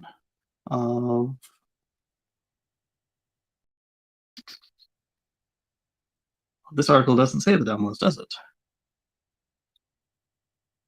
It doesn't. But the downloads were faster than the uploads. But again, this is for the whole cell, which could cover the whole city. Now, if you're a rural user, this actually might be a decent mobile cell tower. It won't be 5G because it's only up to 7.2 megabits, but it'll be useful for thinly populated areas. For more populated areas, right now we're just looking at text and very basic, low quality voice. But hey, we just noticed you've been in a crash. Do you want help?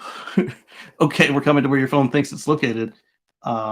Is better than nothing. I mean, because even in urban areas, you can find places where there's no cell coverage. Less and less of them, but still it exists.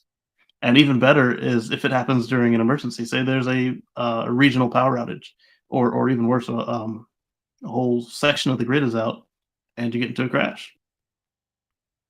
Your car or cell phone will ring the emergency services, say, "Hey, we're here," and they'll send out the basic text. And then if the 911 operator chooses to call you back, say, "Hey, you were in a crash. You all right? You wanted to come? We're on the way. It's gonna be a couple hours because there's no traffic lights, there's no power, but we're coming." And then be able to talk to you to determine how bad it is, that sort of thing. Because the satellites, not to say they don't need power, they do need power, but they don't need local power. They've got solar panels. So this is really cool, and I like it. And then the swarm, I'm not sure. The pricing was good if you're an IoT vendor, but terrible if you were trying to use it for anything on the fringe for what it could be used for. 16 months, the FCC will deign to allow 10% of the ask. That's not good enough. Every cell telecom on Earth is quaking. Why? You can partner with them. This tech can also offer cell service in the entire range on top of this satellite service. It can, but not for everybody. It would have to be like a 12th tier phone service.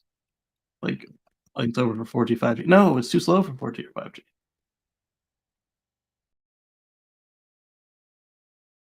Some of the blowback from the FCC, which new Starlink deployment based on opponents' nonsense, is to preserve Kuiper orbits, which don't even exist yet. Yeah, come on, Amazon. The entire debunked zombie, not not that. Wait. Yeah, Amazon's Kuiper, not Kessler Storm. The entire debunked zombie nonsense about a sky full of broken Starlinks. They ate whole, and it as a present for Musk haters. So all of these ultra low internet satellites, if they stop being maintained, they fall to Earth. And then part of their agreement with the FCC typically has been that they burn up completely. So a couple of the Gen 1 Starlinks and Tintin A and B, which were the prototype Starlink satellites, they didn't burn up 100%. They had some hard components that were left, but they made sure that those ones would end up breaking up over the ocean. All the new ones, 100% burnout. Latency is the wild card. No one knows it yet. May take service quality back to the 80s. No, it won't. Latency it's a Starlink satellite. Latency is going to be 10 milliseconds to 60 milliseconds. Yeah, 60 is not the greatest, but you can have an intelligible conversation at 60 milliseconds. Yeah, there we go. Right there, same guy. Single satellites will cover significantly more ground than typical tower, so spectrum utilization will be much lower, shared across many more subscribers, whose speeds will be significantly lower than traditional cell phone service. Yes, this guy gets it. Or gal. Alex could be either. This would be great for the original stated purpose: emergency comms, especially text, especially some telemetry from IoT applications. And then also on the telemetry side, you got that whole swarm situation yet again. And can be prioritized if demand pushes close to supply. Yes, absolutely. All right, let's move on to the next one though, which is a tweet. So let me find it and copy it.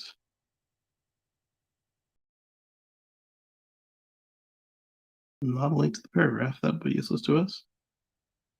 That's just a list of stories I'm talking about.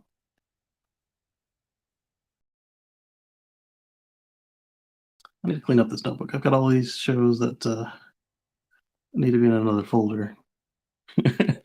All right, so this is from Tesla Scope. We received numerous reports from vehicle owners confirming they received the option to join the full self-driving beta queue on their legacy Model S and Model X vehicles with MCU 1 after receiving 2022.8.10.8.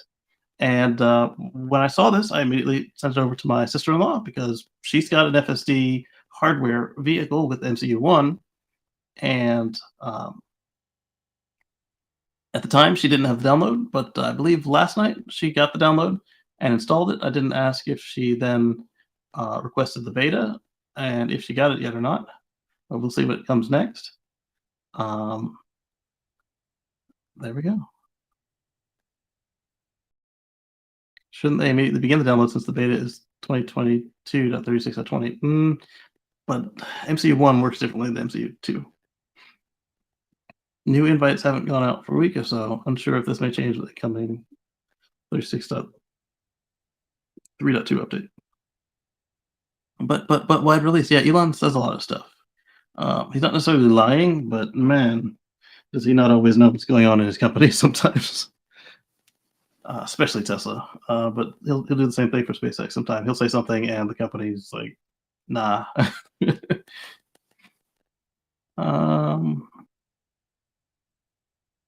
Tesla already communicated a specialized version of FSD codename FSD-B would be available to vehicles with MCU-1, and we've been told by the same employees prior to this. His and hers EV says, I believe it when I see it, as I've been told for a few years now by Tesla employees in the know that FSD would not be available ever for MCU-1. Now, I'm going to pause right here.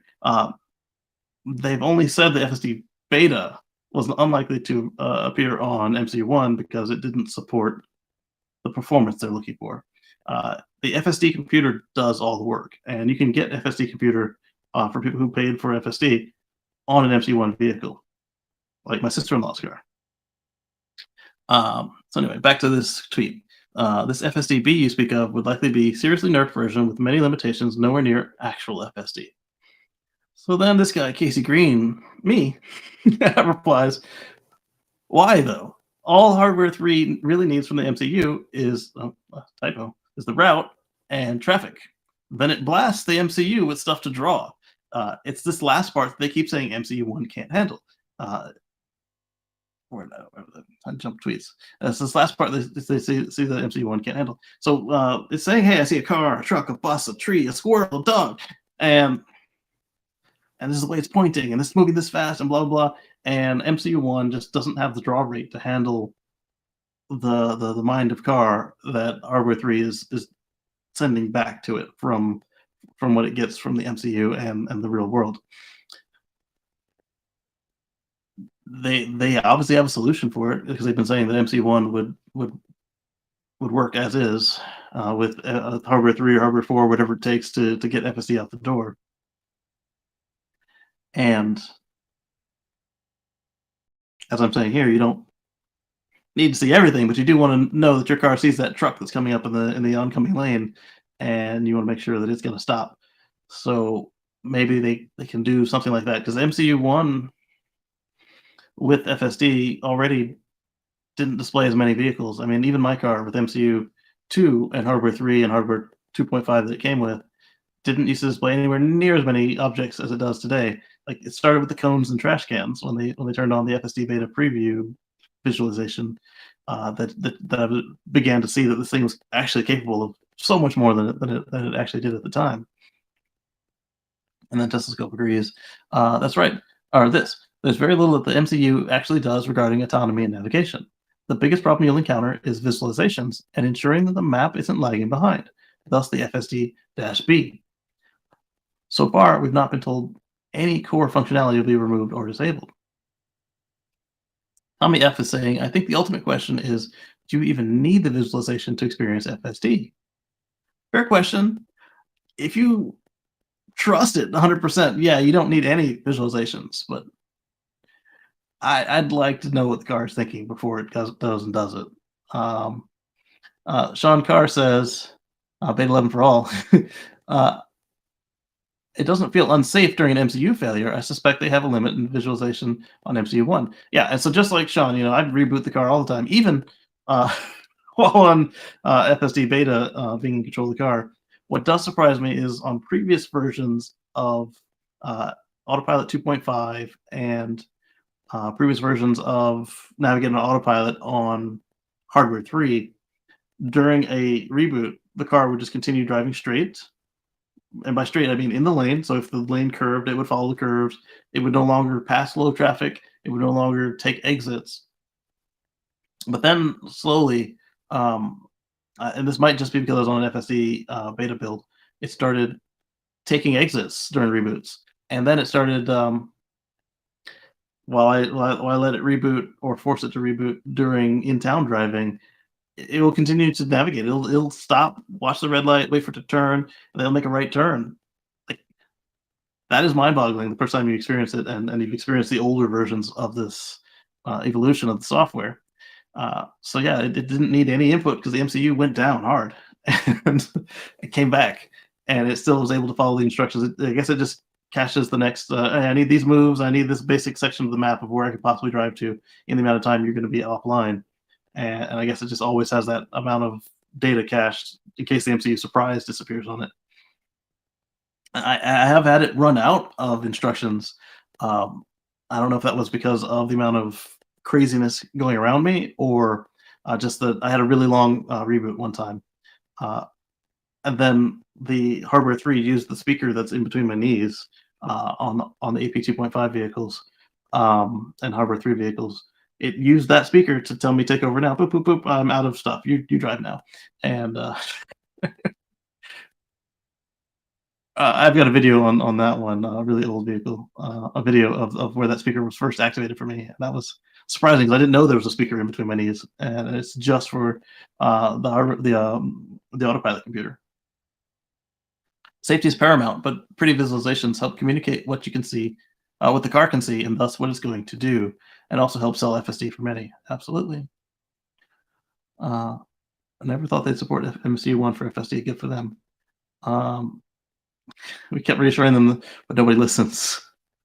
They also kept saying it, but yeah, Tesla says a lot of stuff sometimes too. No problem admitting you were right. Happy to say it. Thanks for the support, and don't mean to make you feel unappreciated. It's frustrating being told you received something and then essentially being ignored for years. Your feelings are completely valid. Yeah, absolutely. I know many MCU1 FSD customers who were wondering when's it coming? When do I get a beta? What's going on?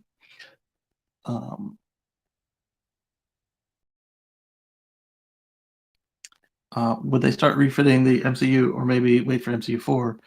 No, not at all. This was MCU1 we're talking about, so they're not going to skip MCU2 to go to MCU3 and 4, especially since those require different power architecture than these classic cars have. You might be confusing MCU3 infotainment computer with Hardware 3 autopilot computer. Yeah, so in that case, if you don't already have Hardware 3, and if Hardware 4 really is right around the corner, and they determine it's necessary, they would skip a Hardware 3 for you to go to Hardware 4. But I don't know that Hardware 4 is imminent or required for what they sold us. So there is no MCU 4 or Hardware 4 yet. Yeah, correct.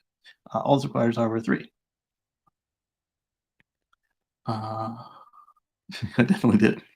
I like it when people admit that they were confused or mistaken. So I spent $2,000 for nothing. Well, not exactly, but if you only wanted the FSD beta, then again, that was not for nothing. But if you didn't use any of the features, including the speed of the new MCU, then yeah, you did spend $2,000 for nothing. You spent $2,000 for a much more usable infotainment center, or sorry, infotainment computer, faster map loading, faster navigation, faster boot up and software installation, and also to use dash cam recording, entertainment tab, and some games. MCU2 is pretty much required for most modern features. Absolutely. True, but vertical screen legacy cars are still excluded from many new features. Yes, we are. But we did get alternate routes before some classic non-legacy cars. So like the original Model 3s, they got remote century view still, even though we don't have it for no good reason.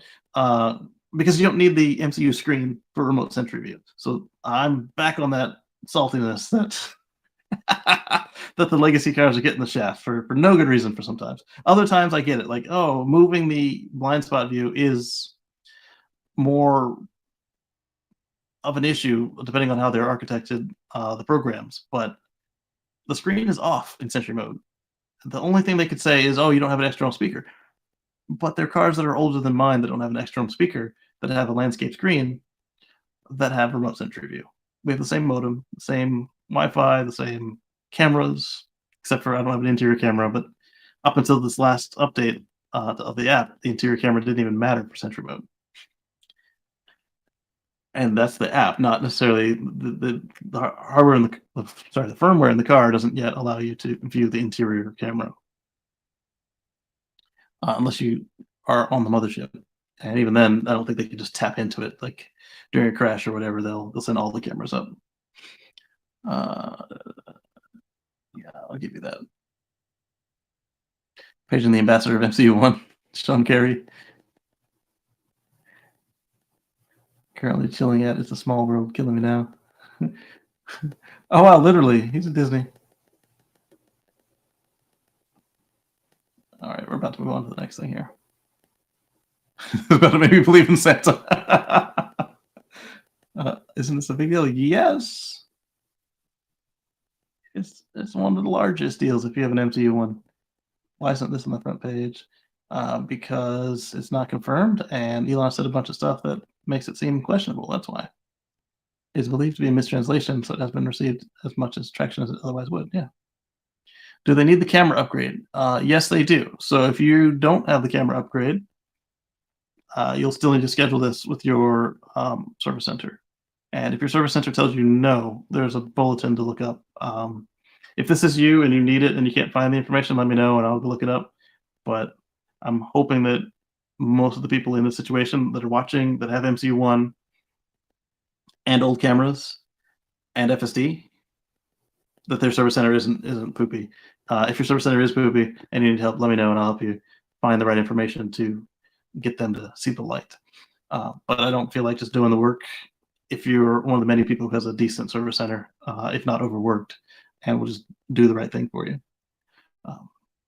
There's not very many of you out there. Most of you guys did already upgrade to MCU2 or do have the right camera, so legacy. I'm not, unlike Tesla, I'll help you out. So it's just about to be going for flames trying to run beta.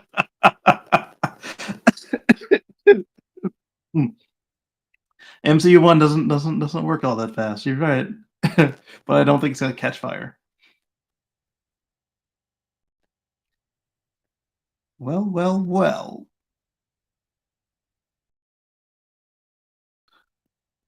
All right, let's see. If you have MCU1 with hardware 1, then you're screwed. MCU1 is not capable. MCU1 with hardware 1, that's AP1, is not capable of full self-drive. It was never sold as such. Elon did make some gesticulations about how it would come out the garage door and meet you at your front door for the morning, which technically is true if your front door is across from the garage door and the car was parked unplugged and you summoned it out and it opened the garage door, summoned, closed the garage door, and you then had to walk straight to it. But it's not what he implied. He implied it'd find its way around your compound and come get you. And it can't. Not safely. You need hardware 3. If you have hardware 2 or 2.5 and FSD, you can upgrade FSD CPU for free. Yes, there was 2.5 with MCU1 for a short period, but most of them would be MCU1 and hardware 2.0. And if you have AP1, then you don't even have FSD because it was never sold as an option, as I just said. 2023 is about to become a legacy model next month without that new radar. Maybe, but we don't know what's going on for real with this radar situation. I don't know if I pulled it up as an article or not. If I did, we'll talk about it. If I didn't, somebody remind me, and then we'll talk about it. Why do you need radar when you have cameras, which claim to be the only thing you need for self-driving cars? That's what Elon said. All I want is auto steer. Well, buy it. Unless your car is AP0, then you're screwed, and you have to buy a new car. I drove by my Tesla Service Center in Highland Park on Wednesday. Their normal parking lot and overflow open fields were jam packed with new Teslas.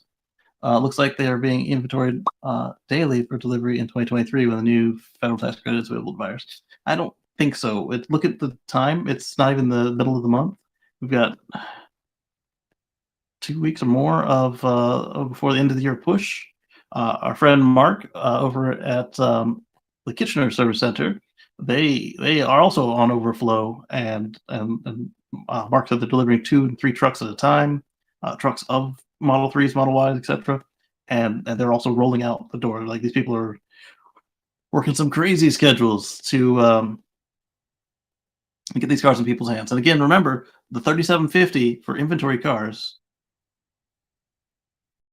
is available. So if you're already looking at a 3 or Y, consider switching your order to an inventory car, and then pick one of them up. Save yourself almost $4,000. All right, so let's continue on.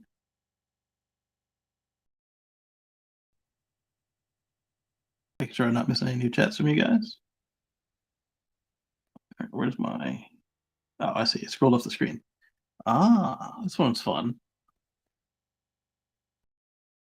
And while it is fun, let me put some extra blanks after this one, because it relates to a story that I think I pulled in from the phone.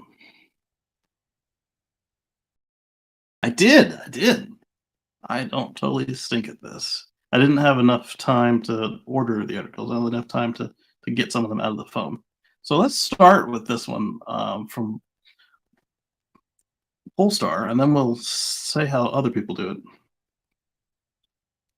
All right, so this is Polestar 2, the dual motor. You can get a performance upgrade for $1,200 one time OTA update. So this is very much like the Tesla Performance Boost, but cheaper and less effective.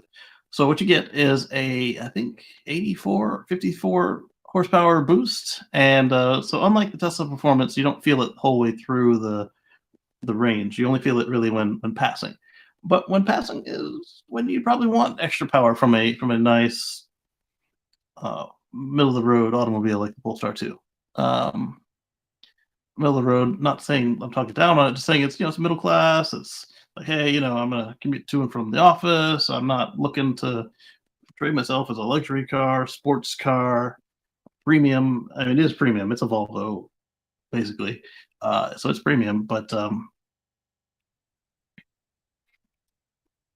it's not the kind of car where typically, at least not in its normal service lifetime. I mean, eventually, when it gets handed down to a kid, they'll do turbos and engine swaps and stuff, but not on this because it's electric. But the main owner of this class of automobile typically would like some performance, but they're not out there racing the car on the weekends. They're not going from stoplight to stoplight very often, that sort of thing. So this mid-band performance improvement is nice, so that you can pass that car that's just clogging the freeway before the next truck comes up or something like that. So until the Polestar 3 SUV makes its way to the customers in 2023, Polestar 2 remains the Swedish Chinese automaker's first and only all-electric vehicle, because the Polestar 1 is a plug-in hybrid. And then any Polestar without a number is a Volvo performance kit. It just is. And it's not at all electric most of the time. It might be like a hybrid, but most of them were just gas, like with turbos and stuff. Since its original debut in 2020, the Polestar 2 has extended to 3 variants of single and dual motors. There's a little history on it. I don't care about the history. Polestar is rolling out an OTA update for the long-range dual motor version, in particular, that when combined with the performance pack, delivers some decent spec upgrades for a one-time fee. A reasonable one-time fee of $11.95. According to the details, you get. They're alluding to my next story here. Pay a single fee for permanent access that delivers exceptional value without the hassle of a subscription. So even the company is ragging on this next story I'm about to tell you guys. Many would agree that a single hit to the wallet is better than. Okay, stop it! You're hinting at my story. The software update is available now on the Polestar Shop website. Is the automaker's first OTA tuning software to improve vehicle performance. An update capability many other makers don't even offer yet. Yeah, there's very few that do that. There's Tesla, Mercedes, I think Porsche. I think that's it. The upgrade highlights how this is coming from Porsche. The upgrade highlights how connected technologies can transform the relationship of a car company with its customers. The driving experience of Polestar 2 is something we are really proud of. It is such a fun car to drive already, but with this upgrade, we can offer even more to our customers who might be after a little extra excitement.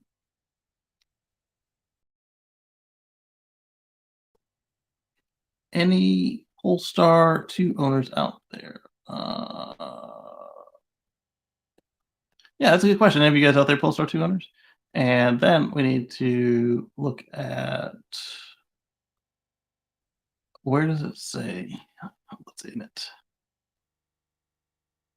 There we go. So 68 horsepower, sorry.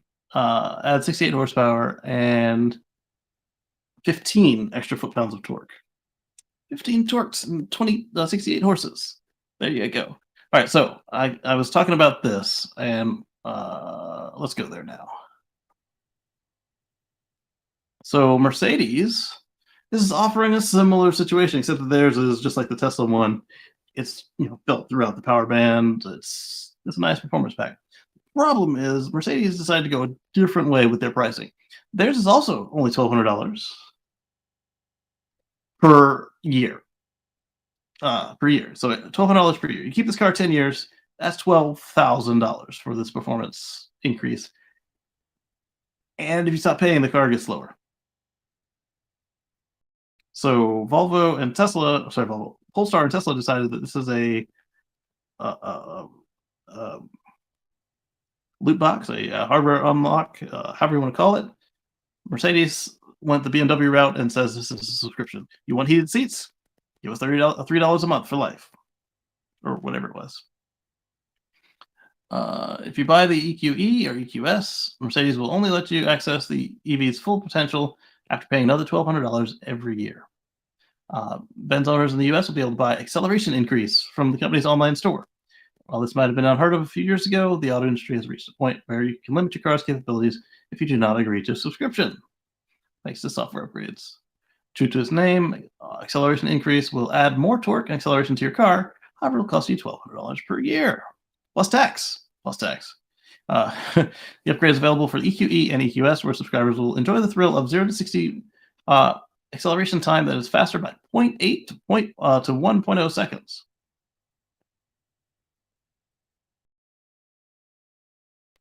I'd rather just pay $12,000 once and be done with it, assuming that that's an appropriate price for that level of performance, than pay $12,000 over time. The only good thing about that is if you lease the car, or if you buy them but don't keep them the full term, or if you get in a lot of wrecks and you're not going to keep the car even the length of a lease. Critics will be quick to point out this acceleration subscription is not much different than Tesla's acceleration boost or Volvo's, Polestar's. However, the latter is a one-time fee. The latter are for one-time fees and transferable with the vehicle to a new owner, correct? So the increased acceleration is not the only subscription coming from Benz, though. They also have been offering rear steering in China as a yearly subscription on the EQS. What? The steering is optional? Rear steering is standard everywhere else on that car. And it's not a lot of rear steering, but it's enough to make that boat a little bit easier to maneuver. And I can say this as somebody who has a car that has trouble maneuvering parking lots. Model X is a little big for the typical parking lot. When you go in a reverse in, it's rarely a one motion situation. And it's not, it's mostly that there's not enough length in between the aisles. If there were more length in between the aisles, or if you're like in Texas or someplace that this is just much more modern, they typically don't have a problem. But if you're looking at anything from the 90s or earlier, there's not enough room typically to maneuver Model X into the spaces without a multi maneuver. Sometimes straight in is fine, but even then, if I don't like parking straight in, but even then, sometimes I got to do 2 motions on it. But reverse is usually 2, sometimes 3 motions. Did anybody comment on Drive Tesla? Yes, pure agreed, says John. I agree. All right, so that was that. Let's go back to electric and look at this.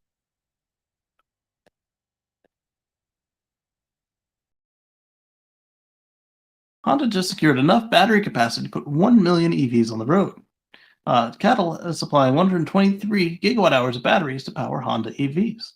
Woot woot. Honda and Cattle have signed an agreement to form a strategic partnership for EV batteries in 2019.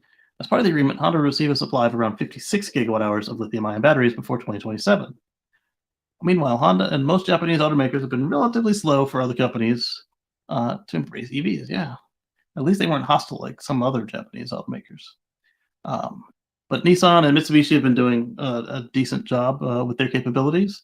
Honda in Europe has been fine. Everywhere else, they've been kind of lackluster.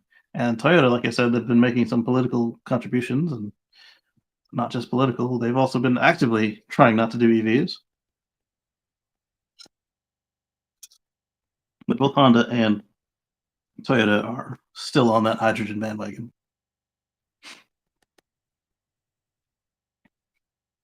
All right, so they plan to sell 800,000 EVs in China in 2030, and the expanded partnership with Cattle will help them achieve that. Let's see what Electric thinks about that. Can Honda overcome the odds and sell 800,000 electric vehicles by the end of the decade, or will it be too little too late? It's a great question. China accounted for 56% of the global electric vehicle sales in the first half of the year. EV makers BYD, NIO, and XPeng are expanding production quickly. Either way, it's encouraging to see Honda digging deeper into EVs by building out crucial aspects of its supply chain.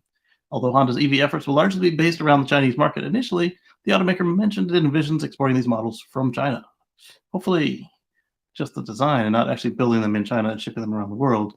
Because you're a Japanese company, and two, the North American market needs you to make them in North American zones to qualify for all the tax credits for your customers.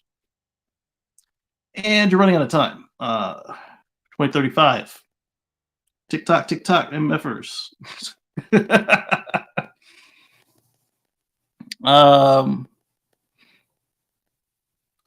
The new battery supply agreement is a good foundation, but we will see how Honda follows through. The longer Honda waits, the harder it will be to earn its position in the rapidly evolving auto industry. That was a quote. That's why I censored it and said it that way. Not a quote from the article, but TikTok. Let's get going. All right, so let's we got another tweet. This one's from SpaceX. Let's see what we're looking at here. Honda and Toyota lost me to Chevrolet because of their electric dragging their feet. The hydrogen cars were cool, but they were never actually going to happen. So we talked about Fly JSX and their delivery of their Starlink terminals. Well, Starlink has started providing high-speed, low-latency internet to passengers during the first flights of their jet this week. So now it's not just in testing, it's not just installed on the jet. Now you can actually use Starlink on a jet with Fly JSX. So I guess the Hawaiian airline will be up next. Starlink also says Starlink will be installed on additional Fly JSX jets in the weeks ahead. So as soon as you walk on your flight, internet works. I like that. Got to be so fast. You're big in the beta test group. Oh, right, because Jarek Isaacman, he's the guy who commanded 2 of the private space flights. I don't know if it's amazing, but that's a good question. Probably be kind of hard to get that get that airframe added, but for the kind of money they charge, it might be worth it. Starlink livery. Yeah, it does. Their company names. I wonder if Starlink had to pay for the ad on that, if they got it for free.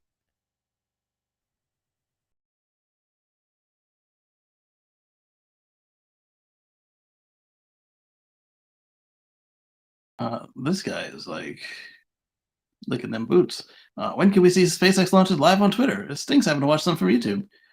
We tried to watch the semi-unveil on Twitter, and it was terrible compared to the YouTube quality, at least where this computer is located. So, I mean, it has the potential to be better, but it is not yet. They've always been on Twitter as well as YouTube. Twitter, they were clips. At least the last 3 years, Twitter and YouTube, to my knowledge. Launches Twitter, iBroadcast. Okay, so yeah, they were also broadcasted on Twitter. The playbacks on Twitter have always been nice. You can't minimize to a smaller screen and do things without the feed closing. You can on a phone. I see. Maybe Twitter working on that as part of 2.0. They should start considering Starlink is paying. They should consider Starlink is paying to advertise as part of SpaceX. Maybe. Let's continue on to the next thing. Another tweet. The reason I say it that way is because it reminds me not to just click on it and have the screen change because Apple is smarter than me, they say. Giga Austin, about 30 minutes, is about 30 minutes from a rail yard, which is how Giga Austin manages most of its logistics. Well, the export capacity of the rail yard seems to have tripled with 2 new set of twin tracks built. They just need to finish the last section. All right, so here's how they currently do it. These rail cars line up and get loaded. And then right here, these 2 new twin tracks are ready to go, except for their connection back to the main track. So Giga Texas, there you go, Patrick, is about to take off. And we saw a really long train, I think last week or later this week. I don't know. Whenever I find it, if I haven't already showed it, a really long train coming out of Giga Berlin. Something I haven't already showed it to you. And Texas will be the same way, but more because everything's bigger in Texas.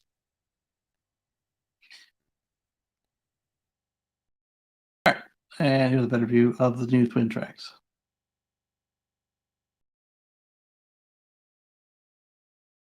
See, this part is missing. Once they get those switchers in there, they can load them up as well.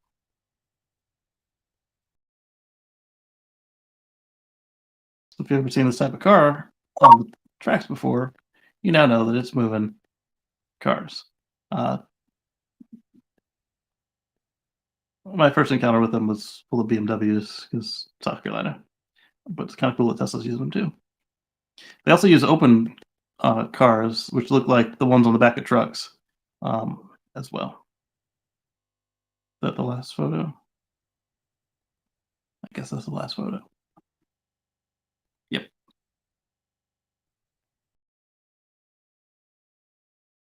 All right, moving on. This next one also tweet. Nope.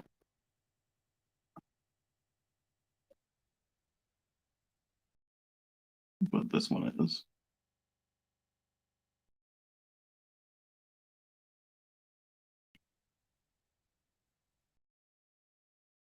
Let's go back to the window we already got open to Twitter and use it over. It should be a faster load if Twitter's already the thing in the screen.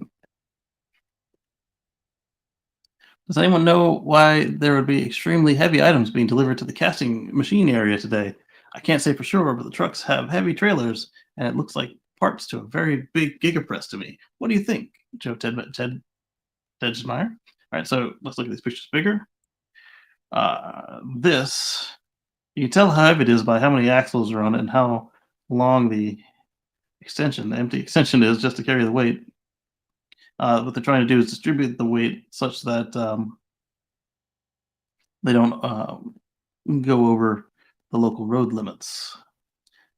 And I guess they're going to open the wall right here to put this in. This looks like the top of a giga casting piece right here. That's pretty cool. And why do I say that? Because where it's being loaded in at.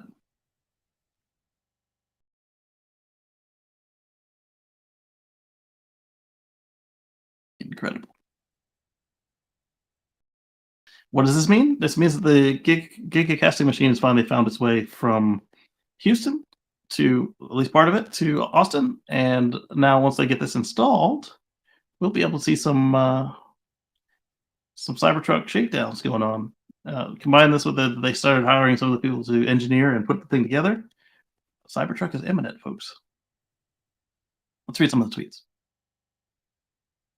9-ton giga casting head, according to Chansu Biam. Greg says, the Mas Press Joe. I hope I've been wondering. if these parts, if these are the parts I tracked in October being delivered now that the foundation is finished. Oh, I was wondering why it took so long to travel from Houston to Austin. If if you didn't have a place that you could actually place them in the ground without them making a crater, that would be a problem. So it looks like the foundation is finally cured, and now we can see them put them inside. This was going into Tesla yesterday. This is why I tagged you in, Joe. This was filmed by Jeff pulling in, but was missed. All right, so let's take a look at this. Let's click it and see what happens. All right, let's share this tab instead. And then let's keep it muted. Oh. I said let's keep it muted. I knew this one was all right, let's go to the 1 minute mark because that's where the action is. All right, so what we see here is a bunch of flagger trucks and utility trucks come through. Then it's all interspersed with regular traffic too. Here we go. Now comes that truck we just saw. The police escort. Or maybe not that exact truck, but another truck, probably one of the ones that was off to the side, moving what appears to be more pieces of the gigapress. Got all them axles to spread the load so they don't destroy the road. Looks a lot like the ones they use for the rockets, but less. The rockets, I think, a lot of them are self-propelled. So the Muscos, they have themselves some experience moving big things. All right, and then it restarts, so we're done with that. Let's go back. Close that. All right, could be any one of these. These are pieces of the gigapress, as Idra showed off. There we go. Exciting. What are those? Parts of the gigapress. You know this.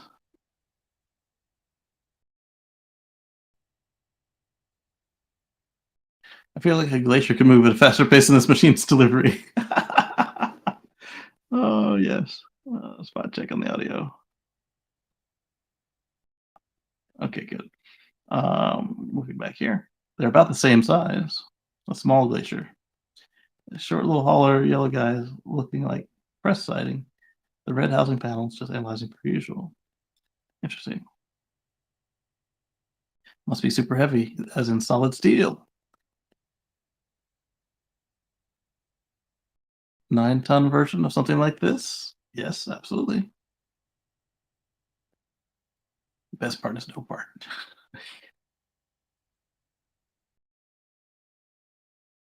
All right, let's move on. All right, so in some not so good news, this is something that's just it happens not just to these startups, but especially to these startups. But literally, it's happened to every other automaker in the U.S. except Tesla and Ford. They go out of business. I'm not saying Sono is out of business, but it looks like they're not in a good place right now. Inside EV says the promising solar electric vehicle may never see a production line.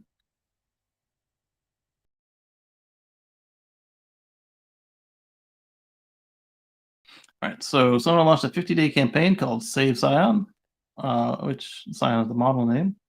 That's a $sign Save Scion, through which they're trying at least one last time to help keep people interested in the Scion and convince those who have already put their name down for one to stick to their reservation and actually buy the vehicle. It's doing this just in order to make sure that we can put the vehicle into production next year as planned. The startup has over 20,000 reservations for the Scion, as well as many more from fleet buyers, which earlier this year was shown in production intent form. Basically, the finished production vehicle, which should start rolling off the production line at the Valmet factory in Finland in 2023, before ramping up full production in 2024. However, that plan now sounds like it may be in jeopardy.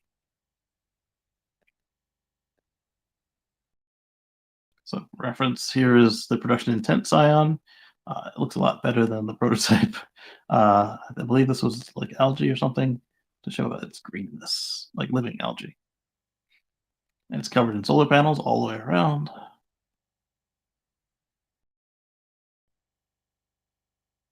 I guess it means they're only going to come in one color.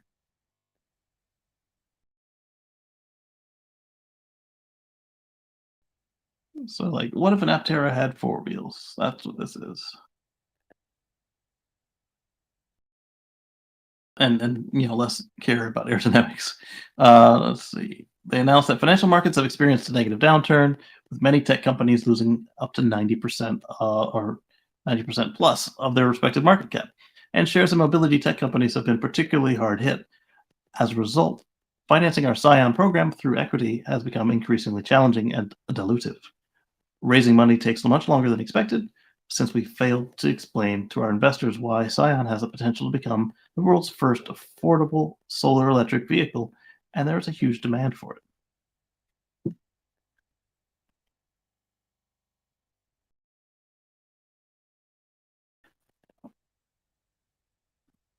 Trying to figure out if they would be first before Aptera. Aptera is also in need of some more cash, but the question is, will they get it? It's even flown to the US, where it was well received, but did not bring the capital injection that the company was hoping for. So I wish them luck. They're definitely going to need it. I like the idea of this budget EV. I think the added solar added complexity and cost, which were not needed, improving the charging infrastructure being installed now. If they can just sell the solar technology now and wait for they bought the solar, didn't they? Solar division of Sono Motors gave a revenue of only 138,000 during Q3, which cost of sales 143K. They purchased the panels and sold them at a loss. They're a startup and don't have any divisions. Okay. Sono Motors made a similar video 3 years ago and managed to get enough funds to keep afloat for a while. This will just delay insolvency for a while. Kyle Connor did a visit to Sono a few years ago, or a year ago, and wasn't impressed. Nothing works. The car is crap. Speak EV podcast. I'll have to take a look at this. Kyle does good work.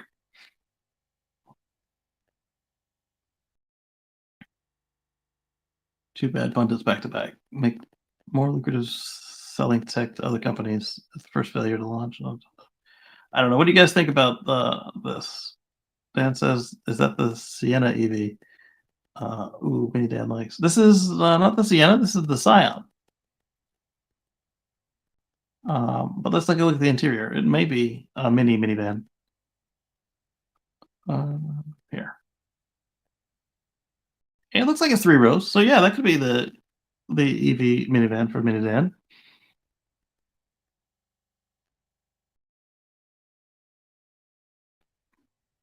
I don't know, have a scale on this thing to know if that third row will be functional for beyond children.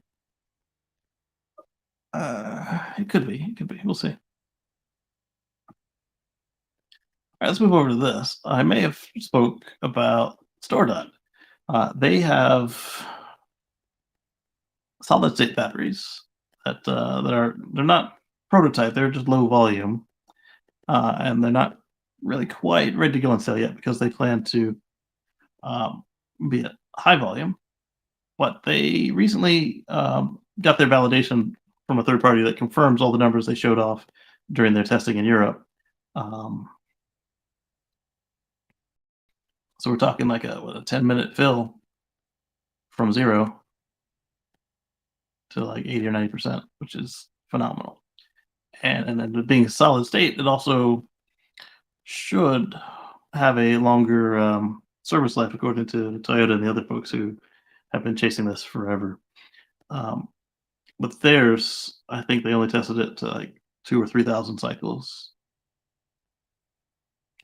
Let's see. All right, so according to Green Card Congress, the SDLE, Sumil de Leon Energy, an independent battery lab, recently tested StoreDot's 30 amp hour pouch cell, XFC, which is extra fast charge, which are ready for production in electric cars. It concluded the battery tech boasts superior fast charging capability and high energy density that is already commercially available, and that it's already commercially available. According to Green Car Congress, SDLE put the EV batteries through 1,000 consecutive extreme fast charging cycles to complete To complete tests related to energy density, charging rate, and operating conditions and cycling, the test showed that the batteries lead the sector in energy density at 300 watt-hours per kilogram. Not bad. My baby's sitting there saying, "Dad, Dad, Dad." She's with her mom. Here we go.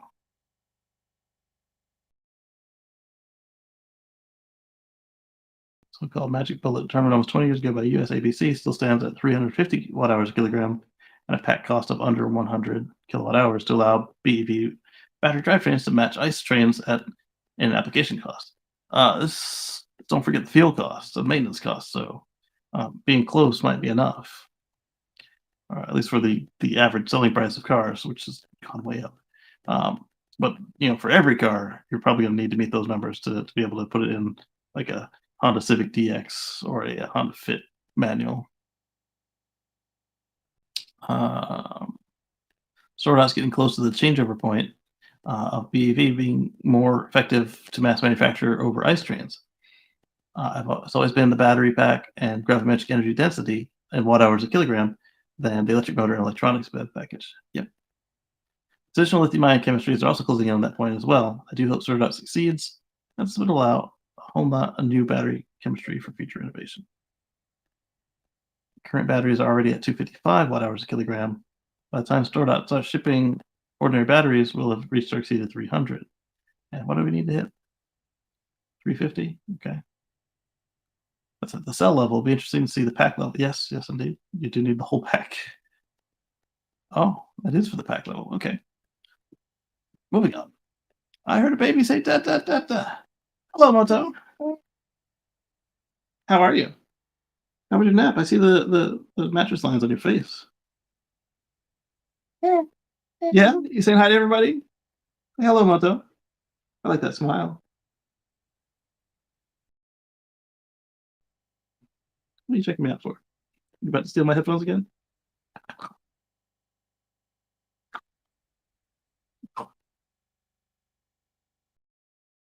Hi, baby.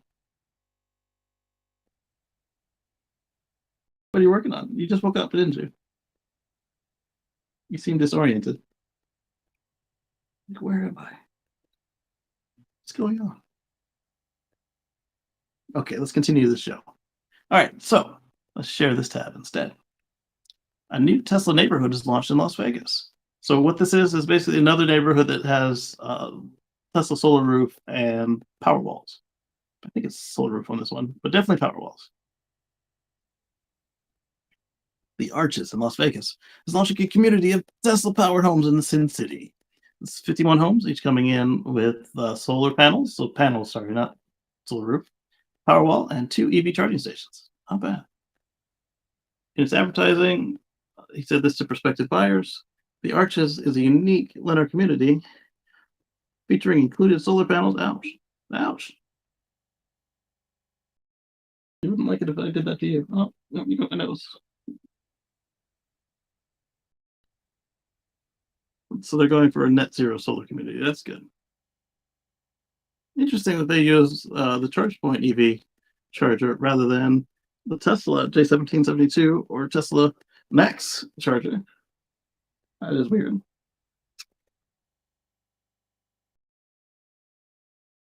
All right. Well, there we go.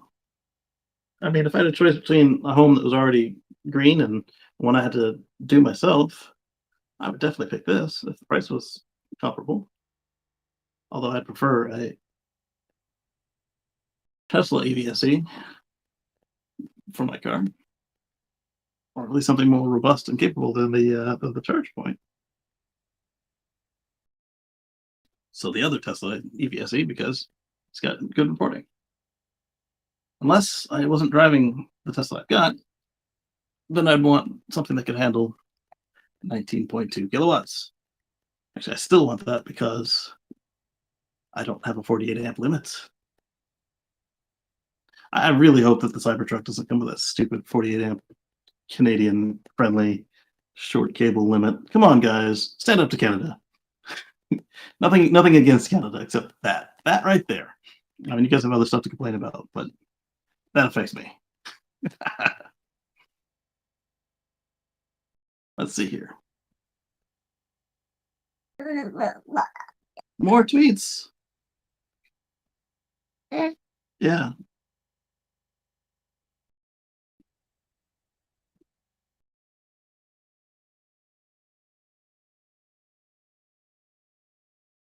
All right, so this is from Tesla. 40 megapack units balance the grid in Belgium, making it the biggest operational network, energy storage system in continental Europe. Look at these photos. There we go, megapacks at a substation. Pretty. All right, continuing on. Tesla then goes on to say this system has 50 megawatts of power and 100 megawatt hours of storage capacity. So let's also look at a video, which is another tweet, but it's got music. So copy the link to this, paste it here.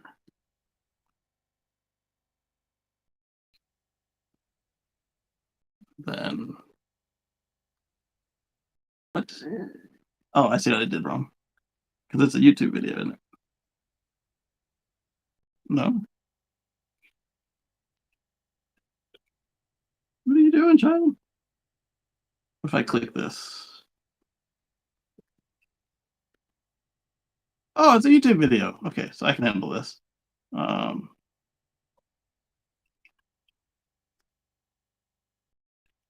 There we go. And now I need to quickly mute it.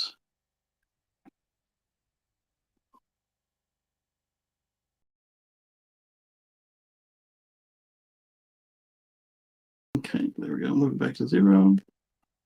Maybe what are you hanging up my earphones? Stop it. All right, so now we get a cookie. Oh, it's your, yeah, it's a cookie. Why do you get a cookie hanging off your shirt? All right, so share this tab instead. This is a little video from Tesla. Some unsourced music. I mean, they know what it is, but I don't. Belgium. It says 4K. It does not look 4K.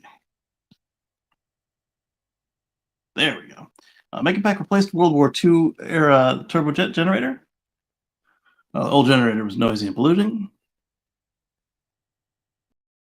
Megapack is quieter and supports the local electric grid with energy shifting stabilizing services and seamless integration with more renewable sources like wind and hydro and such. The Megapack is the largest operating battery in continental Europe to date, with 50 megawatts of power and 100 megawatt hours of energy capacity. There's some wind nearby. Yeah. Oh, thank you. Oh, my nose. Oh. Yeah, my nose is wet now. Okay. You want to play with your toys? Nah, you want to play with your toys? Because you're wiggling. Hey, don't play with mommy's laptop. Just your toys. Take the orange ring? Yeah, you like the orange ring. Okay. Another Twitter. Copy link. Paste and go. Oh, yeah, sweetie? All right, what are we looking at here? Oh, that was the one we just looked at with the GigaPress. All right, so then there was Inside EVs.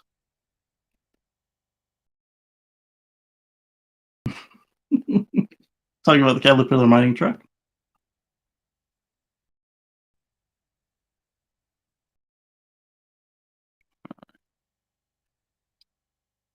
You throw more toys off the bed? I think you are. More crash tests. That's gonna be fun. But first, we've got a Facebook story.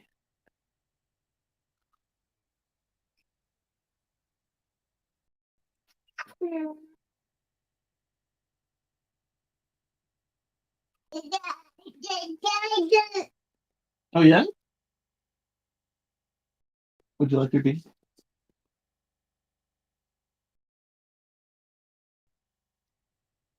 I don't like you being so close to the edge of the bed.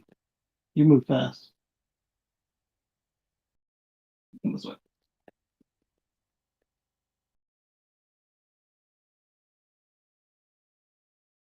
Yeah, good. Good job, babe. Okay. So this story is from Facebook. It's from the Pittsburgh Police Department, Pittsburgh, CA. So California. This morning we made a car stop for an expired tag on this 2021 Tesla, and they told us the driver told us they were waiting to get the car smogged. Oh, yeah. So uh, there is no smog check in most places on an electric car, and even if there were, it takes minutes out of your day to go get a rubber stamp because the car has no emissions. And so the Pittsburgh Police Department is saying that they've heard it all, and it was and it was funny.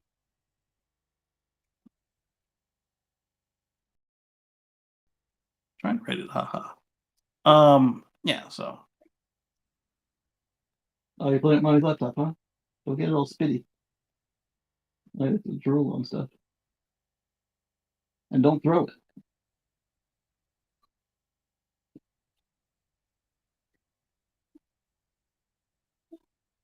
That he's hungry and wants a snack. He wants coffee biscuits. You got cookies on your shirt. You can feed him. All right, so this guy says he wouldn't be surprised if California required in the past smog inspection.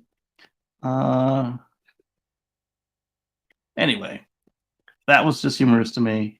Let's continue on to crash testing. Share this tab instead. Where are we at here? So we did the Facebook, got inside EVs, then we've got a tweet. All right, so let's go here. ID Buzz crashes its way to 5-star rating in Europe. It bodes well for the American spec model.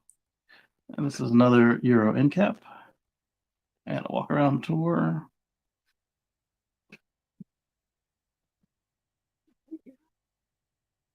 All right, so let's look at this video.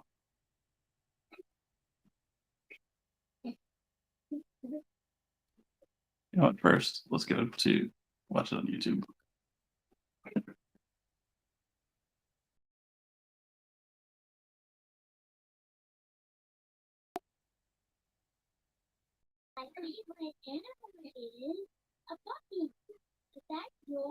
So it's still muted for the music that they use there. ID Buzz, 5 stars, 2022.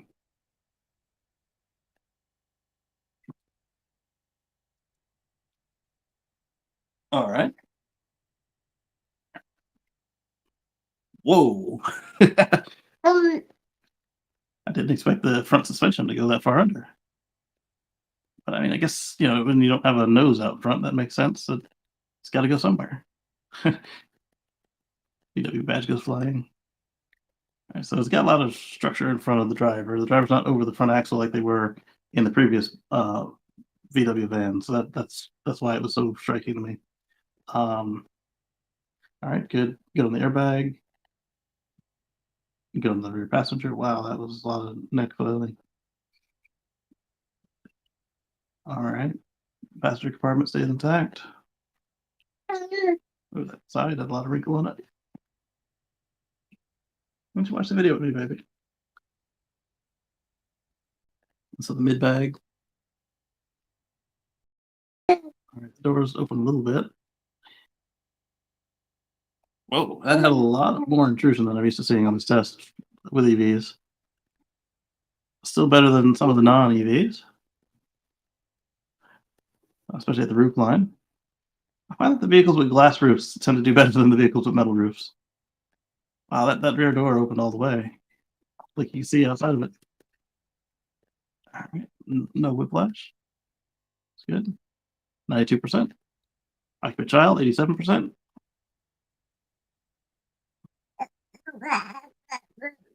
Oh yeah, look at the baby. You don't look at the baby, look at daddy. Okay. Again with the doors opening up. What is up with this? At least the door is crushing, not opening. 87%. Vulnerable road users, 60%. That's not a good number.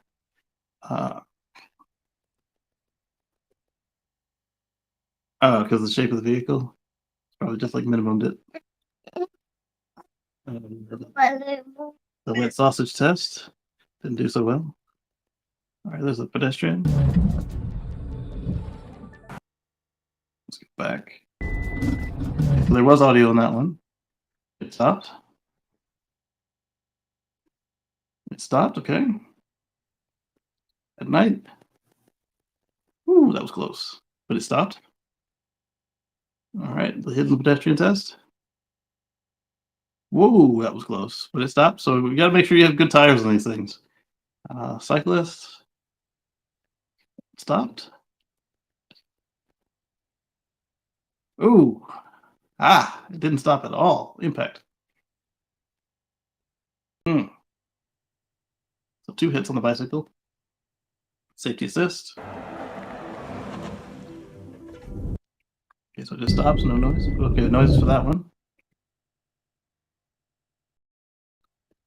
Sounds like my Tesla. Mouse farts. No, like warning beep. Nothing for the edge of the road. Again, nothing for the edge of the road, but it did correct it. So when I say mouse farts and nothing in the car, I mean that little barely audible beep. It's like now in that same situation, my car would do the red hands and the beep beep beep beep. But I do get mouse farts when it's time for the side collision, like if I'm gonna run somebody over. Lucid Air we looked at. Lexus RX I don't care about. This is fossil. Mercedes Benz fossil. What I'm looking at here is to see if they had sometimes they have more than one video for these cars. This is Cherry MG4.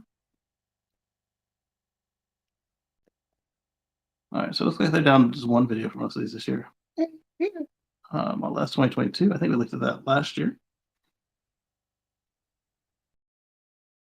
Or earlier this year. I don't remember.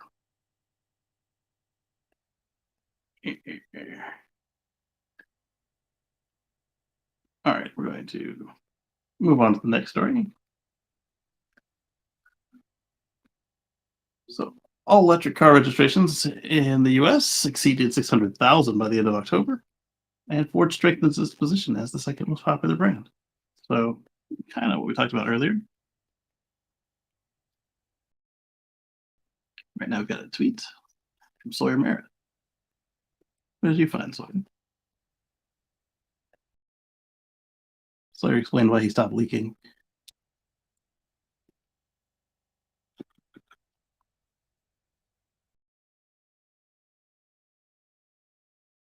Tesla's announced more than 5,000 Model Y and Model 3s have already been ordered in Thailand since the opening of reservations a few days ago. So I don't know if we talked about this last week, but you can now buy a Tesla in Thailand. Saudi Cup. They added the Thai language on the last update, so that was perfect timing. My wife was always telling me about how hard it was to get an EV in Thailand, and how if you watch Bjorn at all, you already know this, but folks were importing their cars from Singapore, China, Vietnam, etc. And we got a nice gray market car, but when it comes time to get service, it's pricey, and also the whole premium, the shipping, and the blah blah blah. So if you can just buy it direct from the manufacturer, it's nice. So their prices are comparable. I think they're about $50,000.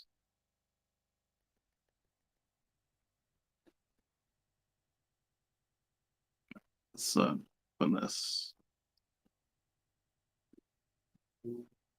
Verify that. Because Try Tesla Canada does good work. Don't touch my work computer, baby. Oh, you're not going for the computer, you're going for my snack? Don't touch my snack either. You choke. Tesla sees strong sales in Thailand after launch. I was looking for the price. Ow! Just bit my hand. All right, so to reserve, the Tesla requires customer put down 4,000 baht, or about 160 Canadian. Should be about $100 US. The company's still in talks with the excise department over the government's EV subsidy program. That's cool. You get a subsidy there too, which would see 1,500 baht for vehicles below 2 million baht, and 800,000 baht for vehicles selling for more than 2 million baht. So between 800 and 1,500 baht tax credit. Currently, Tesla is not part of the program, but it looks like there's a good chance they will join ahead of the first deliveries. That's cool. Tesla confirmed. Ow! You sucked my hand out and bit it. Why are you seeking me out to bite me? Are you hungry? Well, if you're so hungry, why is there a cookie on your shirt? Oh, you don't have an answer for that, do you? We're gonna have lunch after this. However, they did not confirm the exact shipping window and how many of each model will arrive in Thailand.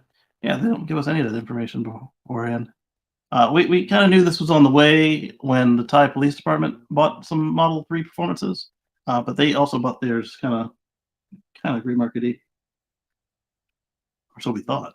They might have actually bought them direct from Tesla, and then now it is on sale. It's kind of cool. All right, what's next? All right, so Digital Merit tweet. We got some actual articles. Don't jump, baby. You can't, or you can walk, but you can't balance to walk, and you refuse to crawl, so you'll be just kind of down there crying. And I gotta pick you up, and then you'll be mad at me for letting you fall. So let's not do any of that. Let's just skip it all. All right, what I'm doing now is opening the articles.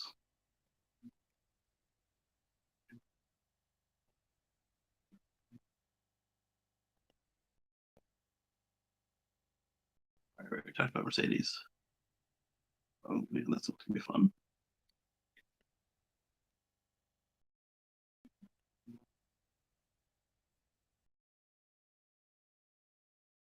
All right, a bunch of good stories. Let's go to the next one though. Come on. Share this tab instead. Close that tab. All right, so Tesla Megapacks help power the battery supplier's Panasonic Kyoto test site. So what was interesting to me is that Kyoto is kind of waffling between solar and hydrogen power. And of course, Panasonic helps make the batteries that go into this thing. So why wouldn't they have a Megapack instead of something else? They help build it. All right, so Panasonic's factory in Kusatsu Shiga Prefecture is a 52-hectare site with it was built in 1969 to produce refrigerators, TVs, and washing machines, which were considered the three treasures of the household appliance in Japan following the Second World War. Today, the facility also produces energy fuel cells. One portion of the site has become the H2 Kibo Field, a sustainable power facility. The field began operations in April and is equipped with 78,000 liter hydrogen tank. Wow, that's a lot of hydrogen. And 495 kilowatt hydrogen fuel cell array comprised of 5 kilowatt fuel cells. Okay, so it's like a bunch of small ones. And a 1.1 megawatt lithium ion battery energy storage system. And a 570 kilowatt solar system. And now they're going to be using a Megapack. Isn't that sweet? Yeah. Hydrogen from water with electrolysis is still about 75% efficient. That's pretty low. Typical hydrogen fuel cell is about 50% efficient. So therefore, using hydrogen to store energy is therefore only about 37.5% efficient. 0.75 times 5 times 0.5. When lithium-ion batteries are typically 95% efficient or better, why do people keep using hydrogen? The answer is you get money from the Japanese government to do hydrogen. So why not do it and get some of that free money? It's well, if you want to be a good citizen, it's a good reason not to steal from your from your fellow citizens. But since they are giving the money, and I would probably do the same if I ran a business there. Are you telling me a secret, baby? Oh, really? And then what happened? Oh, okay. Ah, I'm not a bull. I don't have a ring that you can just steer my head with, with my nose. All right. Maybe they could add some of that tidal power. That's a good idea too. The wind always blows offshore. You need to pull undersea cables under a boat. Yeah. Yeah. All right, moving on. It's Wiggles here. Just having none of it. Let go.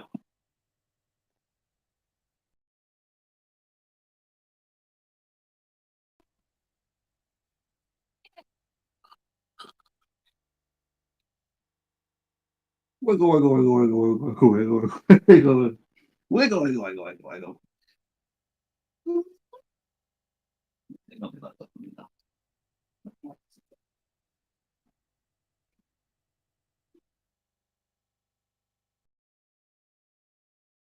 Well, the way she takes balls, I think we should get her like an apple sometime soon, whenever she can get a few more teeth. I think she'd enjoy that. She's perfect for grabbing a small fruit. All right, so the Dear Moon crew has been unveiled for 2023 space mission. For those of you that are a fan of Tim Dodd, the everyday astronaut, is one of the crew. So let's take a look at this real quick. The Japanese billionaire behind the upcoming SpaceX mission, Dear Moon, has unveiled the 8-person crew flying alongside him. Where's that ball? I heard it fall. Let's see. The crew is as follows: Steve McCoy, DJ, producer, EDM artist. No word on whether he could bring his patented cake.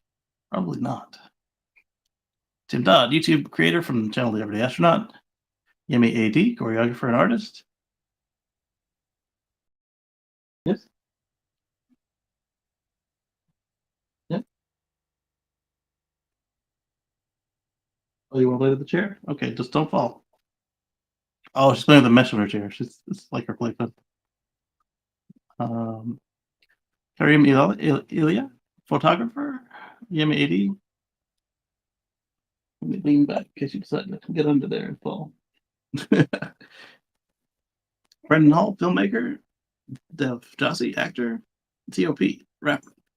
The backups for the mission are Miyu, dancer.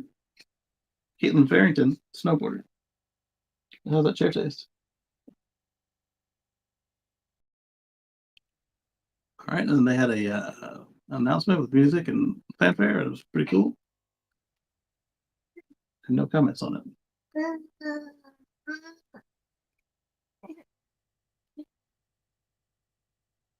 Moving on.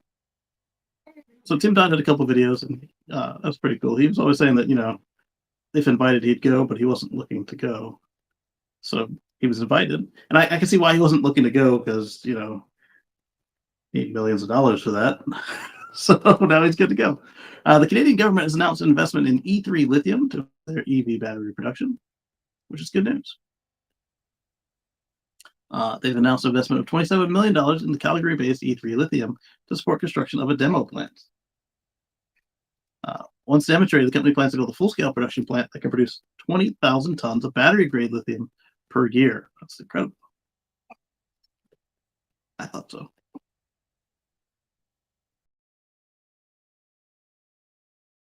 Then we've got the Rivian R1T and R1S are getting a new sport and hypercar suspension system from Tenneco. What happened is basically Rivian's changed their supplier, which is good. They selected a new vendor for suspension setups on the R1T and R1S, option to go with Tenneco, who will supply the automaker with an intelligent suspension system. I wonder if this is a similar move to the Raven suspension from the Tesla Smart Air suspension. Yes, Eddie. How can I help you? He's like tapping me on the shoulder. That's fine. How's that chair taste? Is it delicious? It's plastic. Mm. Mm. Mm. All right, so Rivian will integrate the CVA2 Kinetic H2 semi-active suspension technology into its EV skateboard system originally developed for sports and hypercar models. That's pretty cool. R1T used the central valve body block, which Tenneco also supplies to McLaren. So cool. So there you go. If your rear fin hasn't been built yet, now it's going to be better. Assuming that, they're out of stock of the old stuff. Yes? Okay. All right. So Tesla seeks to increase the insurance rate in Virginia. And a related story I'm not going to show because I didn't load it. In Florida, they held off launching their insurance products because they were waiting on version 1.2 of the safety score, which is out now. And the big change that we could see on that one is it gives you a demerit for driving after 10 p.m. and before 4 a.m. So the time that most people are drowsy driving, which could have been handled better. The typical Tesla one-size-fits-all way. It was rather heavy-handed for those folks who work at night. What would have been nice was if they had just increased the weight of everything else while you're driving at night. So following closely, heavy cornering, heavy braking would be worth 2 points instead of just giving you a 20% off the top for driving at night, which is not.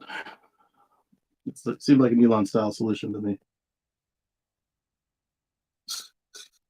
Nobody's using lumbar. Let's cancel it, except that everybody else who found the lumbar they wanted and just left it there because they don't switch passengers all that often.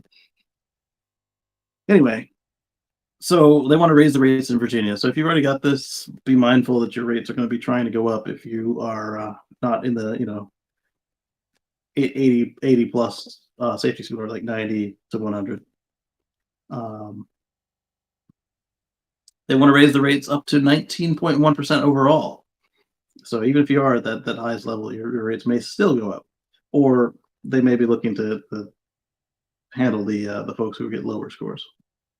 The reason for requesting the rate is due to competitor rate activity and prospective net trends. So the prospective net trends is maybe more of their customers are crashing, or in other words, using the services and needing them to pay out in Virginia. The part that's just kind of asinine to me is that, Geico is raising their rates, so we need to too. Not necessarily. I mean, your whole thing is that your stuff is cheaper. So immediately raising the prices after entering the market, it's a slap in the face of your customers. Seems kind of greedy. Yeah, exactly. Here. They recently did this in Maryland and Oregon. And it also reveals the insurance policy holders in Virginia, which is currently standing at $29.87. I know many of these people, not a good chunk of them, but I know many people with Virginia Tesla insurance, equating to written premiums of around $2 million. The 19.1% increase is the lowest increase Tesla has applied for in recent weeks. As previously reported, the company is seeking a 30% increase in Maryland and a 24.5% increase in Oregon. So if you're in Virginia, you're not as screwed as these folks. Oh, you're giving me your orange ring? Or are you just showing it to me? Oh, thank you. Like a bagel. Your turn. Oh. All right. The newest market for Tesla insurance is Minnesota, where it launched last week. I'm curious on the comments on this one. It doesn't load. So what do you guys think about Tesla raising the insurance rates so quickly after launching the product in each of these areas? And what do you think about them waiting for version 1.2 of the Tesla safety score before launching in Florida?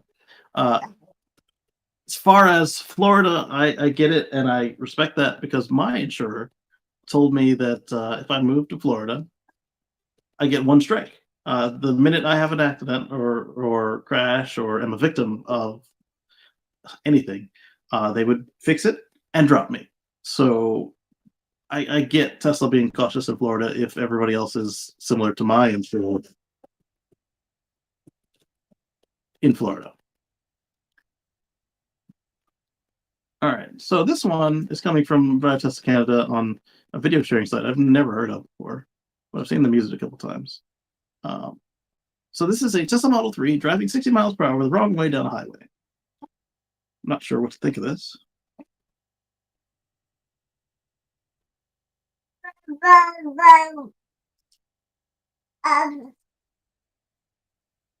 That doesn't seem to work. Take this, put it here, and go. Tesla Model 3 spotted the wrong way down California highway. Okay, so now there's a video or an article. When I first saw it, there was not an article or a link to one. The video shared with Drive Tesla by Dylan Schmetzel was taken around 4 p.m. on February 15th in rush hour traffic. Wow. The middle-aged man driving the car was the only occupant and was already driving the wrong way for more than 15 seconds before he started filming. By his estimate, Tesla was traveling around 60 miles per hour on the gravel shoulder. Gravel shoulder? Wow. Mere feet away from oncoming traffic. I thought it was a regular shoulder. Yeah, you like that beat?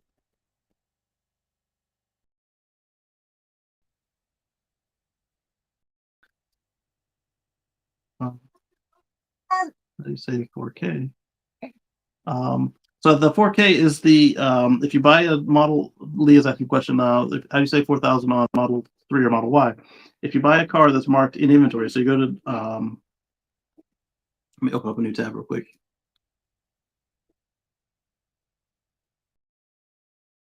So you go to Tesla.com, and then you select existing inventory, and then you browse the inventory. It will tell you you can do new because only the new Model 3 and Model Y qualify. It'll tell you what's in your region. If you don't see what you want, feel free to reach out to your local Tesla store or gallery, and they can search the whole country as well as items that are not showing anywhere on the website. And if you get a car with miles on it, you get a nice discount per mile, as well as if you get a car with any age on it, you get a discount for that. And if the vehicle is ever in the store display or the store demonstrator, as far as like the one they took out as test drives, there's a different discount added on top of the miles and time for each of those statuses as well. So you could actually see more than 3750 if you pick well. Like this one got a 754 mile odometer. So there you have it. Let's see.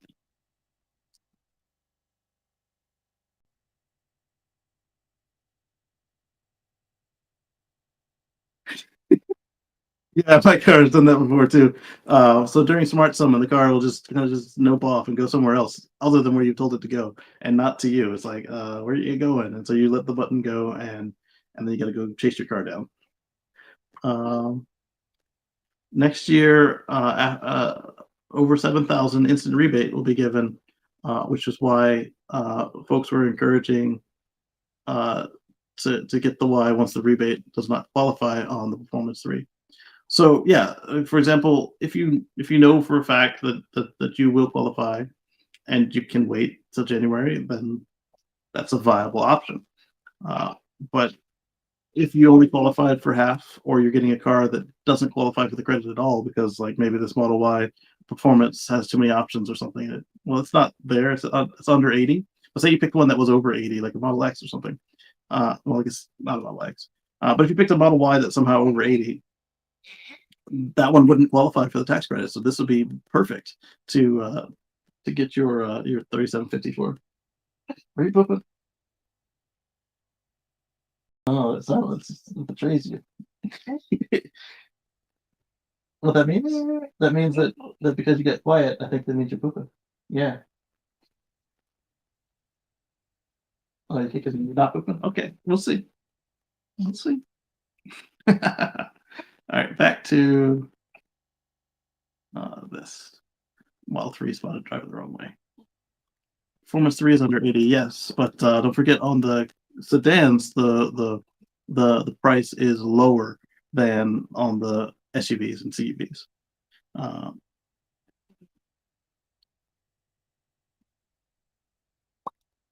right, so let's see. Share this tab instead, and get back to the guy driving the wrong way. See if we can't see that video.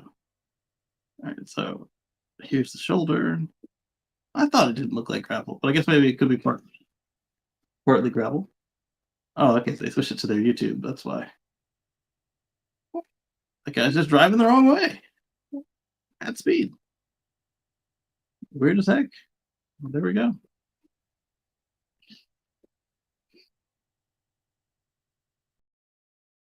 All right, Omar says that the 80 is for SUVs, the Y is an SUV. For sedans, it's 50. So let's go back to that site real quick. And we'll share this tab instead.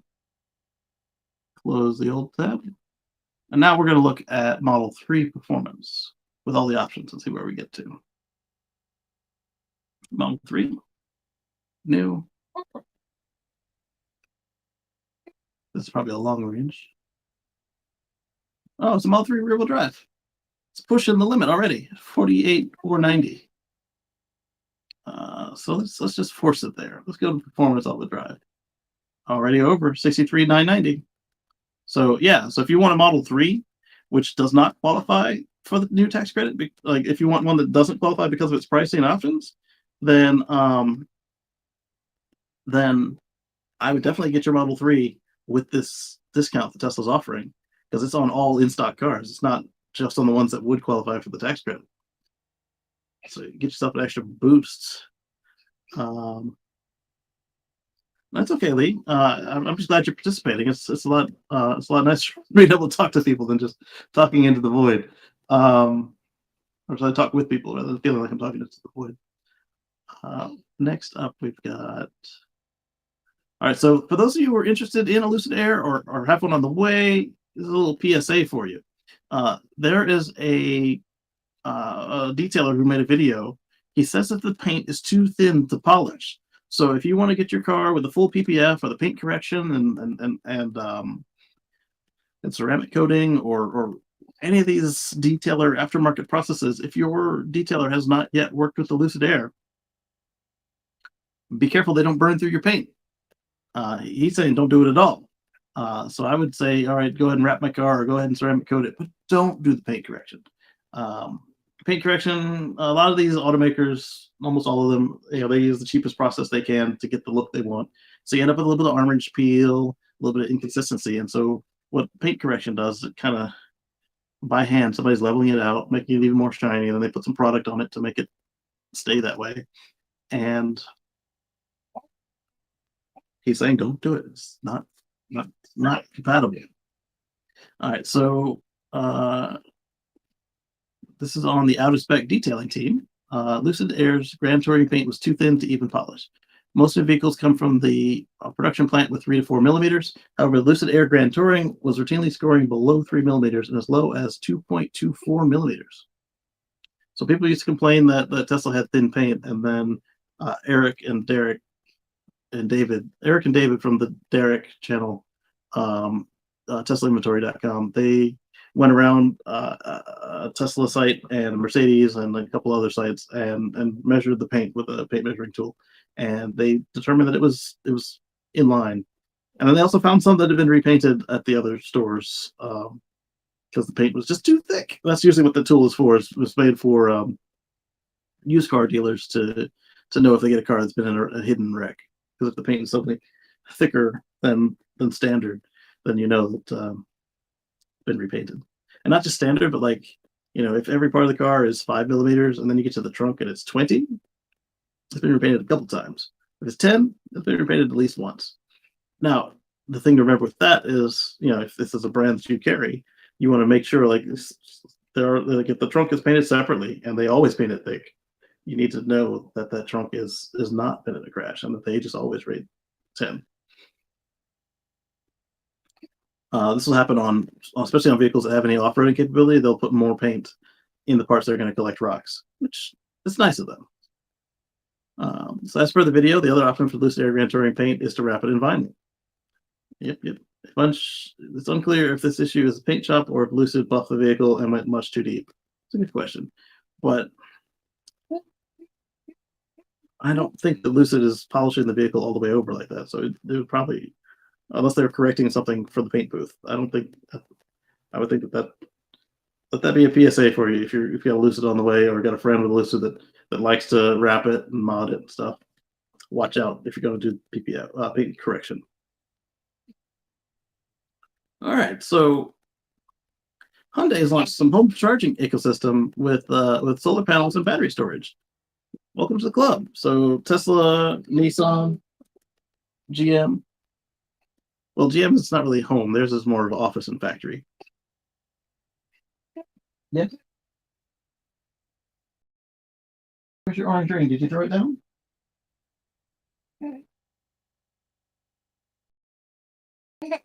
That's funny. I didn't see your orange ring anywhere. Where'd you put it? Oh, you threw it off on the other side. Why?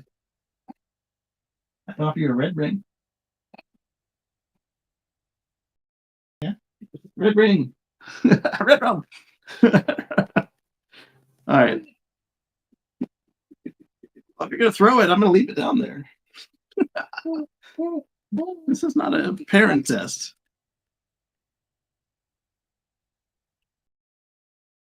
All right, so Hyundai homeowner lets EV owners generate and store their own energy through the solar panels and batteries for energy storage. The automaker is collaborating with Electrum, which installs solar panels, home batteries, and heat pumps for domestic use in the U.S. Don't forget also that some of the Hyundais offer power export at 120. That's kind of cool. 120 and like 10 amps or something, maybe 8. California, Arizona, Colorado, Connecticut, Florida, Illinois, Maryland, Massachusetts, Maine, Missouri, Nevada, New Jersey, New York, Oregon, Pennsylvania, Rhode Island, Virginia, Washington are the first in line to get the Hyundai home. So this is actually a good idea, not just for the customer, but also for Hyundai. It makes them now a bigger purchaser of batteries from their supplier. And anything that they make themselves, it now increases their economy of scale. And then for the customer, it's quite obvious. You lower your electric bill, you lower your grid footprint, and it's generally the right thing to do. And more options means generally a lower cost. Good on Hyundai. All right, let's go over to Volkswagen now. Volkswagen's Zwickau plant, Zwickau, has produced a record level of EVs last week. This is in November.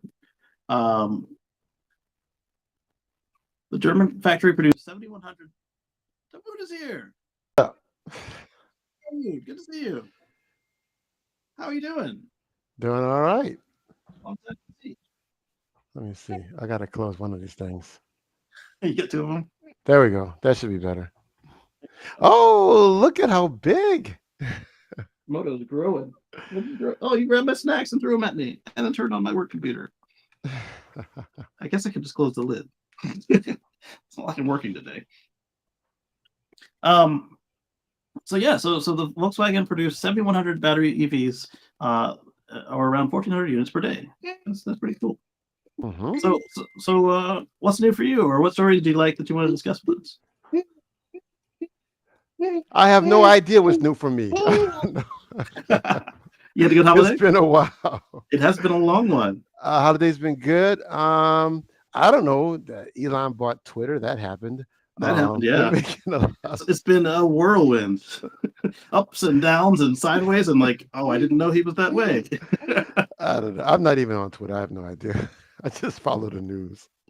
And some pictures I should have sent you. Oh man, I was traffic was. I'll see if I can get it off. It's on my what do you call it? My dash cam. Okay. I was getting on the freeway in Vacaville yesterday, and the traffic was backed up like 10 miles. Woo! Because two Tesla delivery trucks had run into each other. I don't even know how it was possible. I heard about that. So the Model 3 on the top of the rear truck slid off of the rear truck and crashed into a Model Y in the front of in the back of the front truck. And also, then there was another car on the bottom that got hit by the tractor itself. Okay, and, I'm trying to figure out what happened. Yeah, so I saw that live. I have footage of it. Oh, I'd love to see that. Yeah. Wow. So yeah, well, at least not live. I saw it after they were all pulled off to the side. Right, but you saw it in person versus pictures that I saw. Actually, it was actually there. Yeah. So some folks were like, "Oh my goodness, Tesla can't count those as sales." As long as they weren't insured by Tesla Insurance, they sure can count them as sales. I mean, yes, Tesla's insurance, but not Tesla Inc. insurance.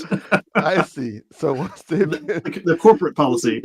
because they were they were going out for delivery. So Yeah, once they were sold, they're sold. It's they're still ready for got their end of the year push. but still they got to replace the car. So They have to replace the car. but then the one they replaced it with can't be counted as a sale. It can.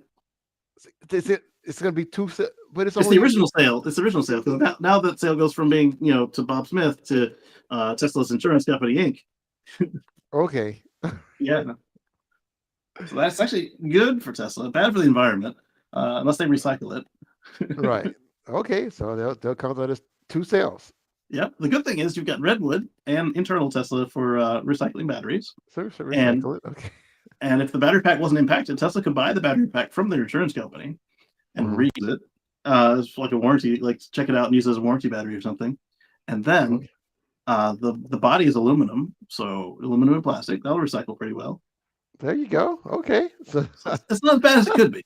Not as bad as it could be. Unless you were expecting your car tomorrow, and then you're like, I know that's got a problem. Poor people. I don't know how many cars on there were damaged. I guess the rest of them were still okay, but yeah. I would say the as far forward as the Model X might be in danger, but the rest of them look fine, assuming that they were properly secured during that. Obviously, some of them might not have been in order for the Model 3 to jump like that.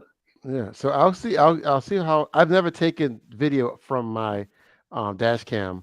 I've got I think the pure Tesla one that's Ride the Lightning recommends. So, but it's been plugged in for years. So I don't even know if this thing is not corrupted cool. By now.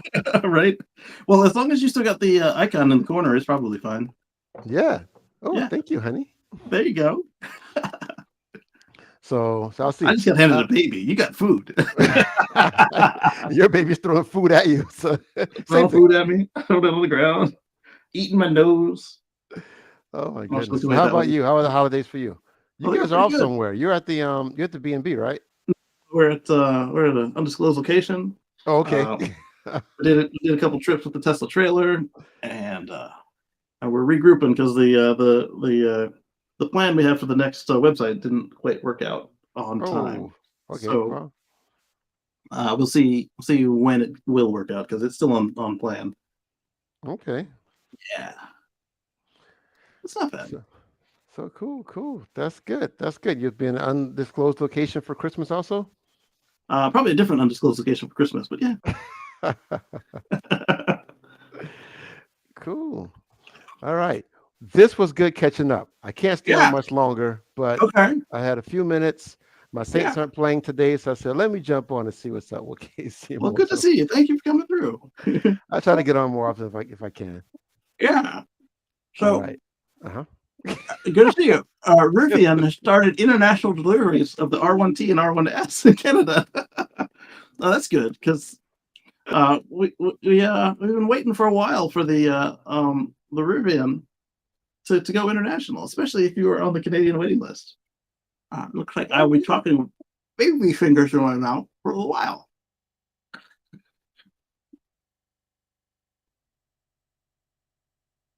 No, you won't let go. Okay, thank you.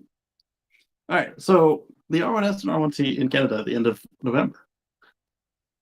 I don't know where your fingers have been. You put them in my mouth. That's kind of nasty. It's very rude, I'll tell you that.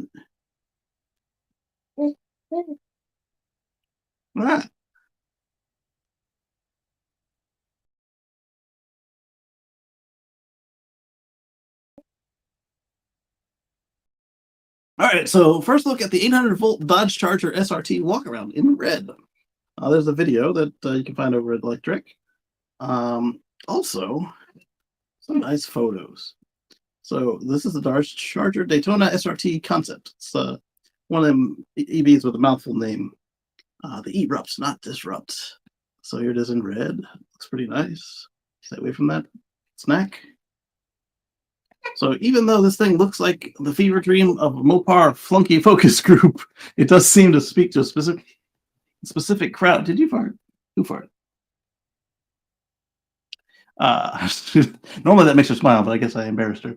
to a specific crowd that will appreciate the speed of electric, but not want to let go of annoying pedestrians and neighbors with loud noise. Yeah, that's what I was saying about the e-muscle. Wake the neighbors loud. It'll also allow a microscopic two-door cockpit to exist with a huge footprint. I thought they were going somewhere else with microscopic. Even with the advantages of not having to house a huge Hemi under the hood, perhaps we're going to see the mother of all frunks. Oh, that would be sharp. If they could make a big frunk in that thing, that would make it worth it, because he's right. The cabin is super tiny, and with the fossil, it made sense. But now it's just for style. So yeah, if they can make a mega frunk, or even better, since there is all that space, put your feet in the back part of that, make a normal size big frunk, and then make it a four-seater. Like that is already a four-seater, but make it comfortable for the people in the back seat to get in, even though it's only a two-door. Yeah, you can have that for free, Stellantis. Yeah. Maybe Dodge is on something here. I'm hoping to see Dodge recreate pollution and coal rolling by installing an aftermarket smoke machines and oil leak in the driveway with some environmentally conscious squid ink. Interesting. All that said, kidding aside, even if I'm not in this vehicle's demographic, I would love the look of this vehicle, and it gets more people into the electric vehicle tent, and I'm good with it. And what better name than Charger for this thing? Rock on Dodge. Yeah, I agree. No comments? All right, then. All right, let's go to Nissan. Our friends at Nissan have announced new... That's me. Yeah.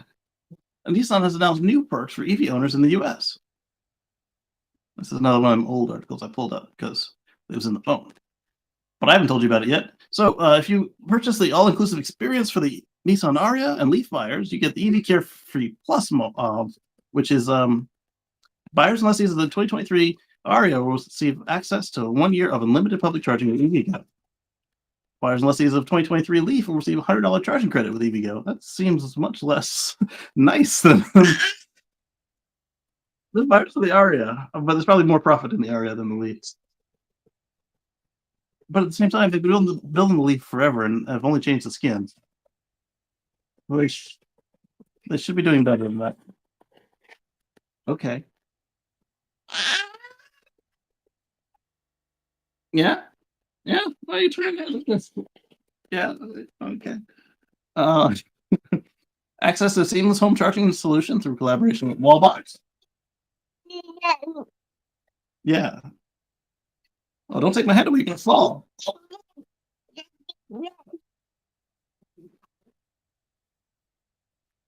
Let's see. So both the Ariya and Leaf get 3 years or 36,000 miles of scheduled maintenance and a complimentary tire hazard protection plan. Now, I don't know what you get with your scheduled maintenance besides wiper fluid, washers, and perhaps filter changes. But 36,000 miles on an EV is nothing for service. Tire rotations. So that is easy. They should give that away to everybody. Everybody should give you 36,000 miles of maintenance. All EVs moving forward will come with an 8-year, 100,000-mile battery warranty. Finally. That should have already been a thing, Nissan. Everybody else has been doing it. Tesla, Chevrolet. Come on. Who didn't? Honda, Toyota. They all had it. Why don't you? Hyundai get lifetime for some cars. But definitely 100,000 for the EVs. Right. Are you going to be a blogger? A blogger?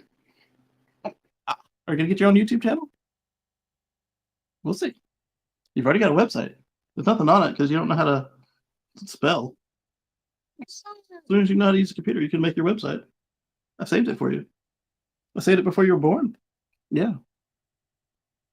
All right. So we're focused on making EV ownership seamless to encourage more drivers to consider owning an EV from Nissan. The addition of EV Carefree Plus will make our exciting Ariya and Leaf vehicles more appealing to future owners, says Nissan. Exactly. Nissan did not confirm if EV Carefree Plus will be making its way to Canada in the near future, or if it will remain for only US clients. No comments on that one after almost a month. Well, I say that, but the discussed plugin didn't load, so it could be that too. So we spoke about Lucid's paint. Now let's say Lucid is sharing new details on the Gravity SUV with reservations to open in 2023. So before we talk about the Lucid Gravity, I want to talk about the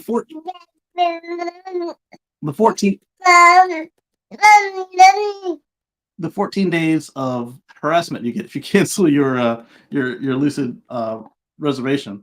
You get a couple calls from your salesperson, then their manager, and then the manager's manager, and then the regional manager, and so forth. Like they will keep calling you for 14 days until you either buy the car or don't answer them or keep telling them no, and then they will let you get your money back. All right, so moving on. Lucid has shared new details on their Gravity SUV with reservations opening early next year. So let's look at these details. Allow seating for 5, 6, or 7 adults across 2 or 3 rows. Their next generation glass cockpit, high resolution displays powered by the next generation of intuitive and elegant Lucid UX software interface. Hopefully that also goes back to whatever works on the old one. Because man, if you have a car that's only a year old and it's already legacy, I'd be even more salty than I am with my current legacy car. And I'm not that salty. I'm just a little salty because I don't like being lied to. I like I said, I get if, or I don't know if I said that here, but wherever I said it, I get if it's not worth the effort to do it now, but to say that the car can't do it, don't lie to my face. So anyway, as for the performance range, performance and range, no specific details were provided, but Lucid said the Gravity will offer more range than any other EV on the market, the exception being their Lucid Air. Okay, I was going to say, if you're going to have more range in your SUV, then you're going to have a huge battery than if your SUV has more range in your car. They say, I'm so thrilled with the results we're seeing with Lucid Gravity, sparing no opportunity to build on everything we learned with Lucid Air to create something that warps vehicle class continuum. It's both a supercar in disguise and an SUV with flexible passenger cargo space that seems impossibly big relative to the exterior size of the vehicle. Excuse me. And it does all this with Lucid's distinctive post-luxury design, which, excuse me, is polarizing. Some people like it, some people go meh. I go meh. Some people said it looks like an old person movie. I go meh. If you offered me one for free, I would definitely take it.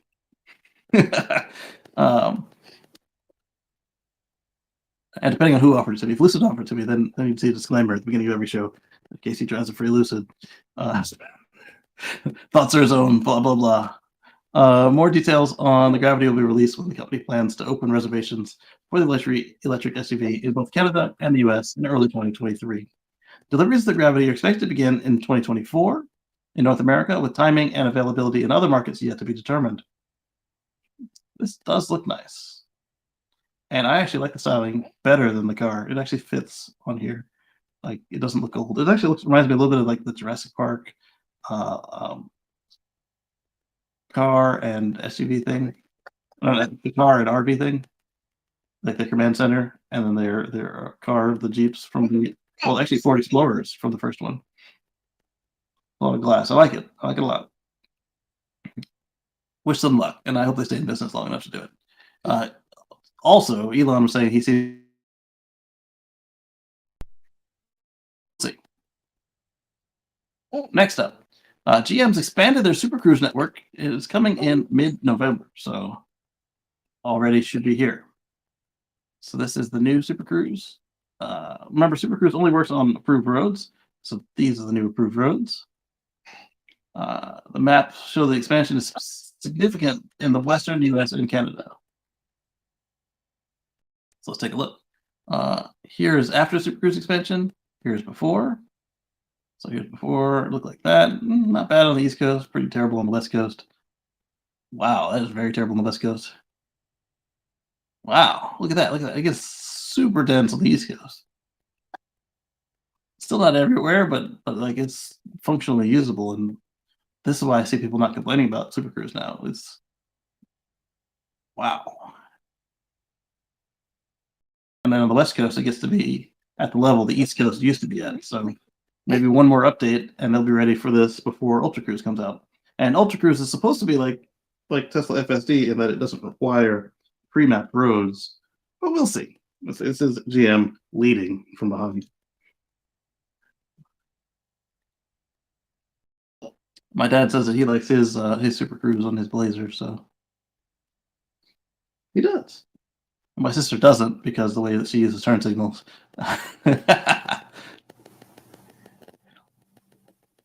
While existing customers of Super Cruise, you'll receive an update in the coming months or so over the air update.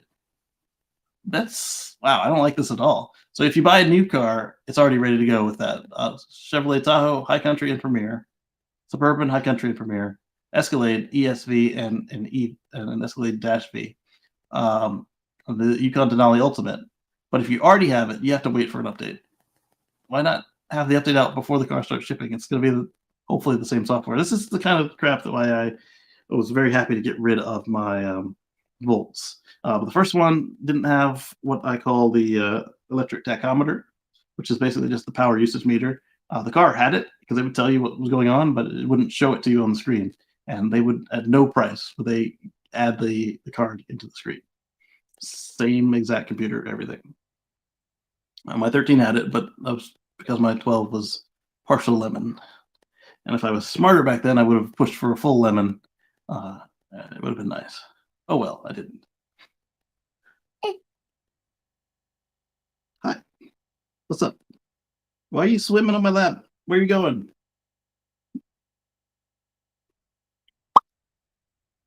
All right, as per their announcement at the time, Ultra Cruise works via the same basic sensor types as Super Cruise. It has approximately 70% more of them, including integrated LiDAR behind the windshield. Interesting. Ultra Cruise will debut on the Cadillac Celestiq. What? You gotta buy a $400,000 Cadillac to get Ultra Cruise? What was that? Oh, it's an Amazon. Stand by.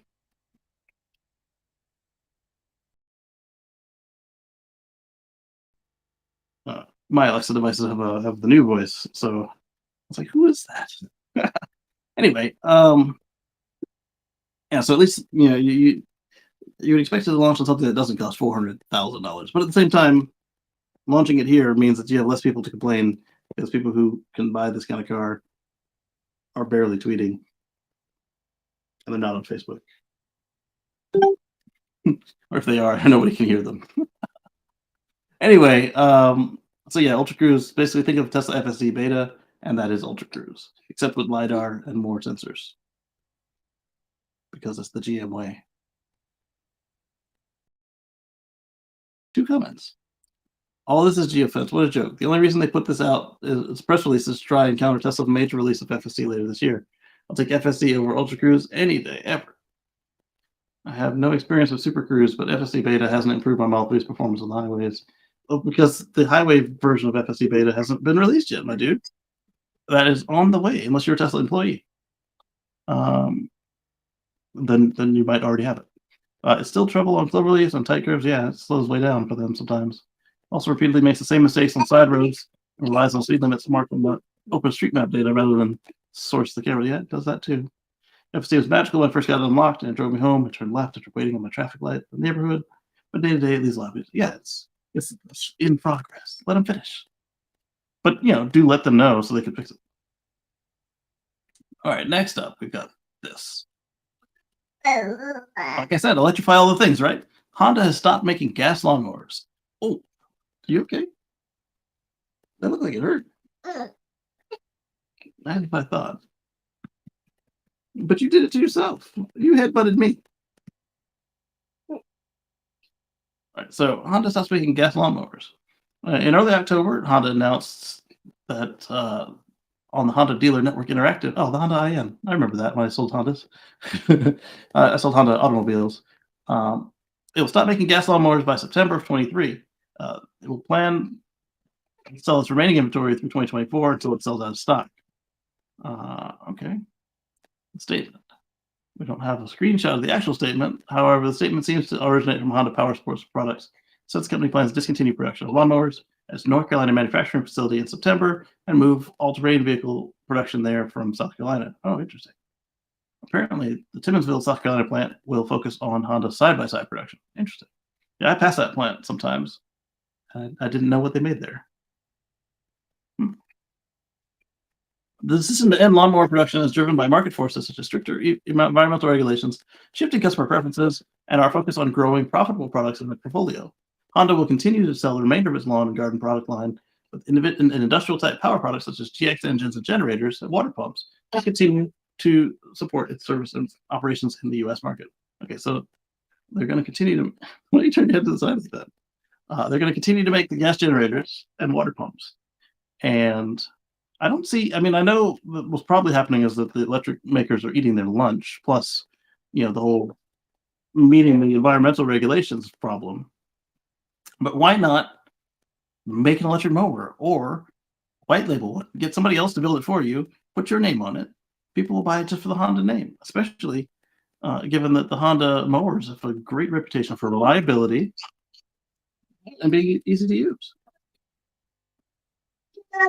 So again, Honda and Toyota continue to make weird moves just to stay away from putting batteries and stuff. Come on now. Anyway, I want to thank Marcus for your donation. I want to thank all of our channel members and patrons for your continued sponsorship, as well as all of you guys for giving us your time every week to watch what's going on. And we'll catch you on the flip side. Look for the video for the faster charging on the network to come out maybe this week, and then the weird short truck will come out soon as well, and then the supercharger review. We'll see what I do with the supercharger review. This one was easier because it is a gas station rather than in the middle of a mall or something, so there's a lot less to evaluate. And with that, catch you on the flip side.